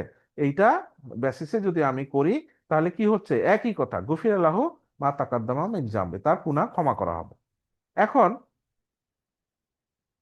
আহ একটা হচ্ছে সারা মাস রোজা রাখলেও ক্ষমা পাচ্ছেন, আর একটা কি লাইলাতুল কদরেও ক্ষমা পাচ্ছেন। তাহলে এটাও একটা ফজিলত পাইলেন যে এ সব গুনাহ মাফ হয়ে যাচ্ছে। এখন গুনাহ সব গুনাহ কিনা এটা বলা হচ্ছে যে সগীরা গুনাহ এবং কবিরা গুনাহ মাফ হবে, তওবা করতে হবে যে আর করব না। ঠিক আছে, তাহলে সব গুনাহ মাফ হচ্ছে। কবিরা গুনার জন্য আলাদাভাবে স্পেশালি আপনাকে ক্ষমা চাইতে হবে, এবং এই রাতেই চাইলেন, কোনো অসুবিধা নাই, ক্ষমা পাবেন ইনশাআল্লাহ, পাবো ইনশাআল্লাহ। এই হাদিসটা দেখেন যে ওই একই কথা, যে বলা হচ্ছে কি মান সামা আর তার আগে এখানে ঘুরে একই কথায় আসছে, মান কামা লাইলাতুল কদরি ঈমানান ওয়া ইহতিসাবা গুফিরা লাহু মা তাকাদ্দামা মিন জামবি। একই কথা, সমস্ত গুনাহ মাফ করা হবে। এটা দেখেন যে আপনি কি আমল করবেন এই দিন, ঠিক আছে? কি আমল করবেন? এই যে আপনি কোন তারিখ আমরা ফাইনালি পাইলাম কি, শেষ 10 দিন, এইটাই ফাইনাল কথা। তো এবং বেজর রাতেও সম্ভাবনাই বেশি। তাহলে এখন ওই দিন কি করবেন? এই যে হাদিসগুলা পাইলেন, কি কমা সলাৎ পড়বেন, এটা হচ্ছে বড় কথা। সলাতের মধ্যে কি পড়বেন? সলাৎ যেভাবে পড়ে সেভাবে পড়বেন। সলাতের মধ্যে দোয়া করবেন, বাইরেও দোয়া করতে পারেন, কোনো অসুবিধা নেই। সলাতের মধ্যে আপনি রুকুতে দোয়া করলেন, সেজদার মধ্যে তাসবিহ পড়লেন, দোয়া পড়লেন, আপনি যখন আত্তাহিয়াতু দুরূদ পড়লেন তারপরে দোয়া পড়লেন, যত দোয়া আছে সব দোয়াই পড়েন। স্পেশালি একটা দোয়ার কথা হাদিসে আসছে, অন্য দোয়াও পড়লেন, স্পেশালি রব্বানা আতিনা ফিদ দুনিয়া হাসানা ওয়া ফিল আখিরাতি হাসানা ওয়া কিনা আযাবান পড়েন। মনে মনে উপলব্ধি করেন আমি কি বলছি, যে আল্লাহ তুমি আমার দুনিয়ায় ভালো কিছু দাও, এমন ভালো দাও যেটা আমার পরকালে ভালো লাগবে, ভালো হবে, তাই না? আপনি এমন ভালো চাইলেন যে আপনি যে আপনার এমন একটা কিছু চাইলেন যেটা পরকালের জন্য ভালো হবে না, সেটা চাইেন না, বলেন যে আমার যেটা পরকালের ভালো হবে সেই ভালোটা দেন, তাই না? এইভাবে এইটা আপনি বারবার করে বলেন, 100 বার করে বলেন, উপলব্ধি করে বলেন, তাই না? আপনি রুকুতে গেছেন, রুকুতে যাওয়ার সময় রুকুতে মাথা নত করছেন, আপনি মনে মনে থিঙ্ক করেন, একটু চুপ করেও থাকেন, কোনো অসুবিধা নাই। তাসবিহ পড়লেন, একটু চুপ করে থাকেন যে আমি মাথা নত করছি, আর কারো কাছে নত করি না, হে আল্লাহ আমি আর কারো কাছে নত করি না। চিন্তা করেন যে আমি এই নতটা আর কারোর জন্য করি না। সেজদায় গেছি, সবচেয়ে নিচে চলে গেছি, আর নিচে যাইতে পারতেছি না, এই যে আমি মাথা নত করলাম, এটা আর কারোর জন্য করি না আল্লাহ, ইয়া রব আর কারোর জন্য করি না, আমি আল্লাহ শুধু তোমার জন্যই করছি, তোমার জন্যই করতেছি। তাসবিহ গুলা পড়লেন, চিন্তা করলেন যে আমি মাথা এইভাবেই নোয়াইলাম আল্লাহ, আর কারোর জন্য নোয়াই না, আল্লাহ মাফ করে দিবে ইনশাআল্লাহ, তাই না? ভালো করে দিবে আমাদের জন্য। তাহলে এই রাত তো এইভাবেই পাওয়া যেতে পারে, তাই না? আমি সূরা যেটা পড়তেছি একদম আস্তে আস্তে পড়ি, আমার পা ব্যথা হয়ে যাক, তাই না? আমি নিজেকেও বলছি, তাই না? আমি তারপরে যখন একটু আবার ঠিক আছে, একই সূরা, আমি সূরা বেশি পারি না, একটা সূরাই আমি 10 বার পড়ি না, আস্তে আস্তে পড়ি, উপলব্ধি করার চেষ্টা করি। আচ্ছা অর্থটা বুঝি না, একটু বুঝে একটা অর্থটা পড়ে নিলাম, এরপরে আবার সালাতে দাঁড়ালাম, ওই সূরাটাই পড়ি না, ওই সূরাটাই অর্থটা বুঝি। আলহামদু সূরাটা, হ্যাঁ সূরা ফাতিহাটা পড়ি, ধীরে ধীরে পড়ি, 2 বার 3 বার পড়েন না, অসুবিধা কোথায়? কোনো বারণ নাই, এগুলা পড়েন, সূরা পড়েন, ধীরে ধীরে পড়েন, উপলব্ধি করেন, নিজের গুনার কথা চিন্তা করেন, কে আমরা গুনাহগার না? সবাই গুনাহগার। চিন্তা করব কি গুনাহ করছি, কি ভুল হয়েছে, গুনাহ আমি আল্লাহ মাফ না করলে তো জাহান্নামে যেতে হবে, আল্লাহ তুমি আমার মাফ করে দাও, চিন্তা করতে করতে চোখের জলে দেখেন পানিটা বের হয় কিনা, হ্যাঁ এই পানি দেখেন আমি আপনি বের করতে পারি কিনা, তাহলেই তো আমরা ইনশাল্লাহ কামিয়াব হয়ে গেলাম। হ্যাঁ একটু সলাতে দাঁড়ায় যদি পানিটা বের হয়, মাথাটা নোয়াইলাম, আমি আর কারোর জন্য নোয়াই না, তারপরে দোয়া করলেন, তাই না? আপনার সন্তানের জন্য, আপনার স্ত্রীর জন্য, হাজবেন্ডের জন্য দোয়া করেন, হেদায়েতের দোয়া করেন, আগে নিজের হেদায়েত তারপর তাদের হেদায়েত। আল্লাহ এমন ভাবে আমাদের ভালো রাখো দুনিয়ায়, যেই ভালোভাবে থাকলে আমি পরকালে জান্নাত পেতে পারি, তাই না? আপনার সন্তানের জন্য দোয়া করেন, সন্তান যেন বিরাট আলেম হয়, যে আলেম হইলে কি হচ্ছে, আপনার দুনিয়া দরকার নাই তো, পরকালই তো পাবেন সে আলেম হইলে, তাই না? আপনার সন্তান যেন ভালো ব্যবহারের হয়, মানুষকে উপকার করতে পারে, আমি যেন নিজে করতে পারি, আমি যেন নিজে হেদায়েতে থাকতে পারি, এইভাবে দোয়া করেন। আর আলটিমেটলি সবগুলা কেন করছি? আল্লাহর কাছে ক্ষমা চাচ্ছি, আল্লাহ তুমি আমারে মাফ করে দাও, আমার ভুল তো হচ্ছে, আমার হয়, আমার অতীতে হয়েছিল, ভবিষ্যতে হতে পারে, আল্লাহ তুমি আমাকে ক্ষমার মধ্যে রাখো। এবং সেই দোয়াটাই এখানে আয়েশা রাদিয়াল্লাহু আনহু, আমাদের আম্মাজান রাসূলুল্লাহ সাল্লাল্লাহু আলাইহি ওয়াসাল্লামের স্ত্রী, বললো যে আমি যদি লাইলাতুল কদর পেয়ে যাই, জানতে পারি আমি চেষ্টা করতেছি প্রতি রাতে যেটা লাইলাতুল কদর হতে পারে, তাহলে আমি ওই রাতে কি বলবো? তখন রাসূলুল্লাহ সাল্লাল্লাহু আলাইহি ওয়াসাল্লাম বললো যে তুমি এইটা বলবা, কি বলবা? এই হাদিসে আমি ওখান থেকে আবার এখানে রাখছি, দেখেন, আল্লাহুম্মা, হাদিসটা দেখেন ব্লু কালারে লেখা আছে, আল্লাহুম্মা অর্থ কি? হে আল্লাহ, আপনি আল্লাহকে ডাক দিচ্ছেন, থিঙ্ক করেন এইটা বলার সময় বা অন্য কিছু বলার সময়, আল্লাহুম্মা হে আল্লাহ, আপনি বলছেন, আমি বলছি, আল্লাহ শুনছে, আসলেই তো শুনছে। সারা পৃথিবীর লোক একসাথেও যদি বলে আল্লাহুম্মা, একজন এক জায়গা থেকে, সব আল্লাহ শুনছেন, মনোযোগ দিয়েই শুনছেন। কিভাবে শুনছেন সেটা আল্লাহর ইচ্ছা, আল্লাহর ব্যাপার। আমার বিশ্বাস আল্লাহ আমাকে শুনছেন, আমি ডাকছি, শুনছেন। তারপর বলছে ইন্নাকা, নিশ্চয়ই আপনি, আফুউন, আফুউন মানে কি? কারিমুন, আফুন মানে কি, যে এটার অর্থ হয়তো এখানে ক্ষমাকারী লেখছে, বাট এটা অর্থ হচ্ছে মুছে ফেলা। আপনি মুছে দিতে পারেন। কি মুছে দিতে পারেন? আমার গুনাহ। কারিম, পরে আসতেছি। তুহিব্বুল আফওয়া, আপনি মুছে দিতেই, ক্ষমা করে দিতে, ক্ষমা করা মানে কি, একদম ভ্যানিশ করে দিতে পারেন। ফাফু আন্নি, আমাকে ক্ষমা করে দেন, আমাকে আমার গুনাহগুলো মুছে দেন। আল্লাহুম্মা রব্বানা, হে আমার রব, এভাবে ডাকেন না, ফিল করেন, দেখবেন আল্লাহর সাথে কানেকশন হয় কিনা। আল্লাহ শুনছে তো, ক্ষমা করে দিবে ইনশাল্লাহ।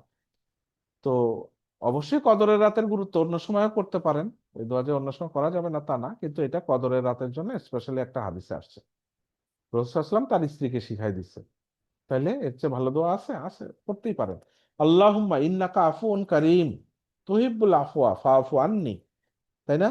বলছে, হে আল্লাহ, আপনি নিশ্চয়ই ক্ষমা করে, ক্ষমা ক্ষমাশীল, তাই না, ক্ষমাকারী। কারিম, কারিম মানে কি? কারিম অর্থ কে জানেন বলেন? কারিম অর্থ, ধরেন হয়তো এখানে কি লিখছে, সম্মানিত না, ঠিক আছে, এটার অর্থ আসে কারুমা থেকে। কারিমের আরেকটা অর্থ কি জানেন? ধরেন যে এটা আমাদের সাথে আল্লাহ বিহেভ করেন, যে আল্লাহ বলতেছে এটা করো না, এটা করো না, এটা করো না, এটা করলে কিন্তু জাহান্নাম আছে। হ্যাঁ, আহ, কিন্তু কোনো, ধরেন আমি একটা টিচারের উদাহরণ দেই, যে একটা টিচার বলছে এই পড়ো পড়ো পড়ো, তোমরা গন্ডগোল করিও না, তাও পোলাপান গন্ডগোল করতেছে ক্লাসে, কথা বলতেছে, এই অঙ্কটা করো, অঙ্ক করতেছে না, দুষ্টামি করতেছে, কিন্তু ওই টিচার কাউকে মারে না। এই আমি কিন্তু বললাম তোমরা যদি ঠিক মতো না পড়ো তোমরা কিন্তু ফেল করবা, ফেল করবা কিন্তু। তো পোলাপান পাত্তাই দিচ্ছে না, স্যার তো কিছু বলে না। তো বলে না, কি হচ্ছে, ওরা আরো গন্ডগোল করতেছে। ঠিক আছে, কিন্তু আলটিমেটলি পরীক্ষা হলো, দেখা গেল ওরা ফেল করলো, ফেল করে হাউমাউ করে কাঁদতেছে, আল্লাহ পড়লাম না। তো টিচার বলছে তোমাদের বলছিলাম না, তোমরা তো কথা শুনতা না, অঙ্ক করো নাই, এখন ফেল করছো, বুঝো। তো এখন এই টিচারটা কেমন ছিল? বকা দিত, তাই না?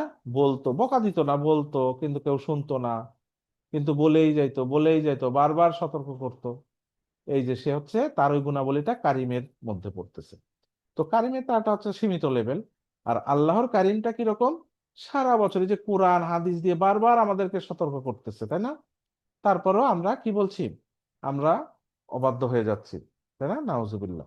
তো এখন এখানে কি বলছি, ইন্নাকা আফুন কারিম, মানে আপনি ক্ষমা করে দেন, ঠিক আছে, আপনি বারবার আমাদেরকে বলছেন, এবং আপনি এই যে ক্ষমা করে দেওয়াটা আপনি বারবারই করেন, এইটাই আপনার, আপনি এরকমই, ঠিক আছে, এরকম বোঝাচ্ছে আর কি। না, আফুন কারিম। তো আফুন অর্থ কি বললাম, যে মুছে দেয়া। আর ওই যে গুফির আল্লাহ, গাফারা, গাফারা অর্থ কি, সেটা হচ্ছে ঢেকে দেয়া, মানে পাপটাকে ঢেকে রাখলো। হ্যাঁ, ঢেকে রাখলো, এটা আর খুলবে না, ঢাকাই থাকলো, কিন্তু পাপটা ঢাকার মধ্যে আছে, ধরেন কিছু দিয়ে ঢেকে রাখছে, ওর মধ্যে আছে, বাট ঢেকে আছে, কেউ দেখতে পাচ্ছে না, সেটাও ঠিক আছে এক ধরনের। আর আফুন মানে কি, ওটা থাকবেই না, ভ্যানিশ, ঢেকে মেকে না, ওটা নাই, নাই করে দেন আর কি, ঠিক আছে, ওই গুণাটা কোনোদিন হয়েছিল এরকম মানে ঢাকা ঢুকা নাই, নাই করে দেন, এটা হচ্ছে আফুন। তাহলে কি, আল্লাহুম্মা ইন্নাকা আফুন কারীম তুহিব্বুল আফওয়া, আপনি এই যে আফওয়া করেন, এই যে এটা করে দেয়া, এটার একেবারে মানে ভ্যানিশ করে দেয়া, সোজা কথায় গুনাহগুলো, এটা করতে আপনি পছন্দ করেন তো। তুহিব্বু, আপনি তো পছন্দ করেন, আল্লাহ আপনি তো এটা করেন, এটা আপনি পছন্দ করেন, যে কেউ মাপ চাইলেও আপনি খুশি হয়ে যান, তাই না? আল্লাহ খুশি হন না? আমরা মাপ চাইলে আল্লাহ খুশি হয়, হাদিস আছে। আল্লাহ অনেক খুশি হয়, এবং কিরকম খুশি হয় সেটা আমরা হাদিসে জানি, যে অনেক খুশি হয়। হারানো উট খুঁজে পাওয়ার মতো খুশি হয়, এবং তখন সে উল্টাপাল্টা বলে, এরকম হাদিস আছে আর কি। তো যাই হোক, আল্লাহ এটা বোঝানো হয়েছে যে আল্লাহ অনেক খুশি হয়, তা আপনি তো খুশি হন, এই মুছে ফেলা, এই যে ক্ষমা করা, এটা তো আপনি খুশি হন। ফা সো ফাফু আন্নি, আমাদের ব্যাপারে এটা ক্ষমা করে দেন, মুছে দেন, এটা ম্যানেজ করে দেন। তো দোয়াটা ভালো না বলেন? জি স্যার। তো এই পর্যন্ত আর কারো কিছু বলার আছে কিনা? মোটামুটি মনে হয় অনেক স্যার কিছু। তাহলে কারিম শব্দের অর্থ কি তাহলে সতর্ককারী? হ্যাঁ, হতে পারে। সতর্ককারী এভাবে না, মানে সতর্ককারী, কিন্তু সে ভালোবেসে সতর্ক করেন, ঠিক আছে, সতর্ক করার সময় মাইর মুখ দেন না। আমরা এখন ভুল করছি, কিন্তু পিটনি খাচ্ছি না তো, তাই না? আল্লাহকে আমাদের শাস্তি দিচ্ছে? দিচ্ছে না, কিন্তু সতর্ক করেই যাচ্ছেন, করেই যাচ্ছেন আমাদেরকে আল্লাহ, এরকম আর কি। বাট সতর্ককারী ওইভাবে ওই শব্দটা দিয়েই করবেন, দরকার নাই কারিম কারিমি, ঠিক আছে? হ্যাঁ, ওটার আলাদা করে বঙ্গানুবাদ নাই করলাম আর কি। এনে লেখছে সম্মানিত, বলেন অসুবিধা নেই, কারিম একটা অর্থ আছে সম্মানিত, ওটাও ঠিক আছে, অনার্ড, ঠিক আছে। কারো কিছু বলার আছে কিনা? অনেক কথা বলছি না? অনেক হয়তো বিরক্ত হয়েছেন কিনা জানি না। তো আমি ফর্মালি শেষ করি, সুবহানাকা আল্লাহুম্মা বিহামদিকা আশহাদু আল্লা ইলাহা ইল্লা আনতা আস্তাগফিরুকা ওয়া আতুবু ইলাইক। আসসালামু আলাইকুম ওয়া রাহমাতুল্লাহি ওয়া বারাকাতুহু।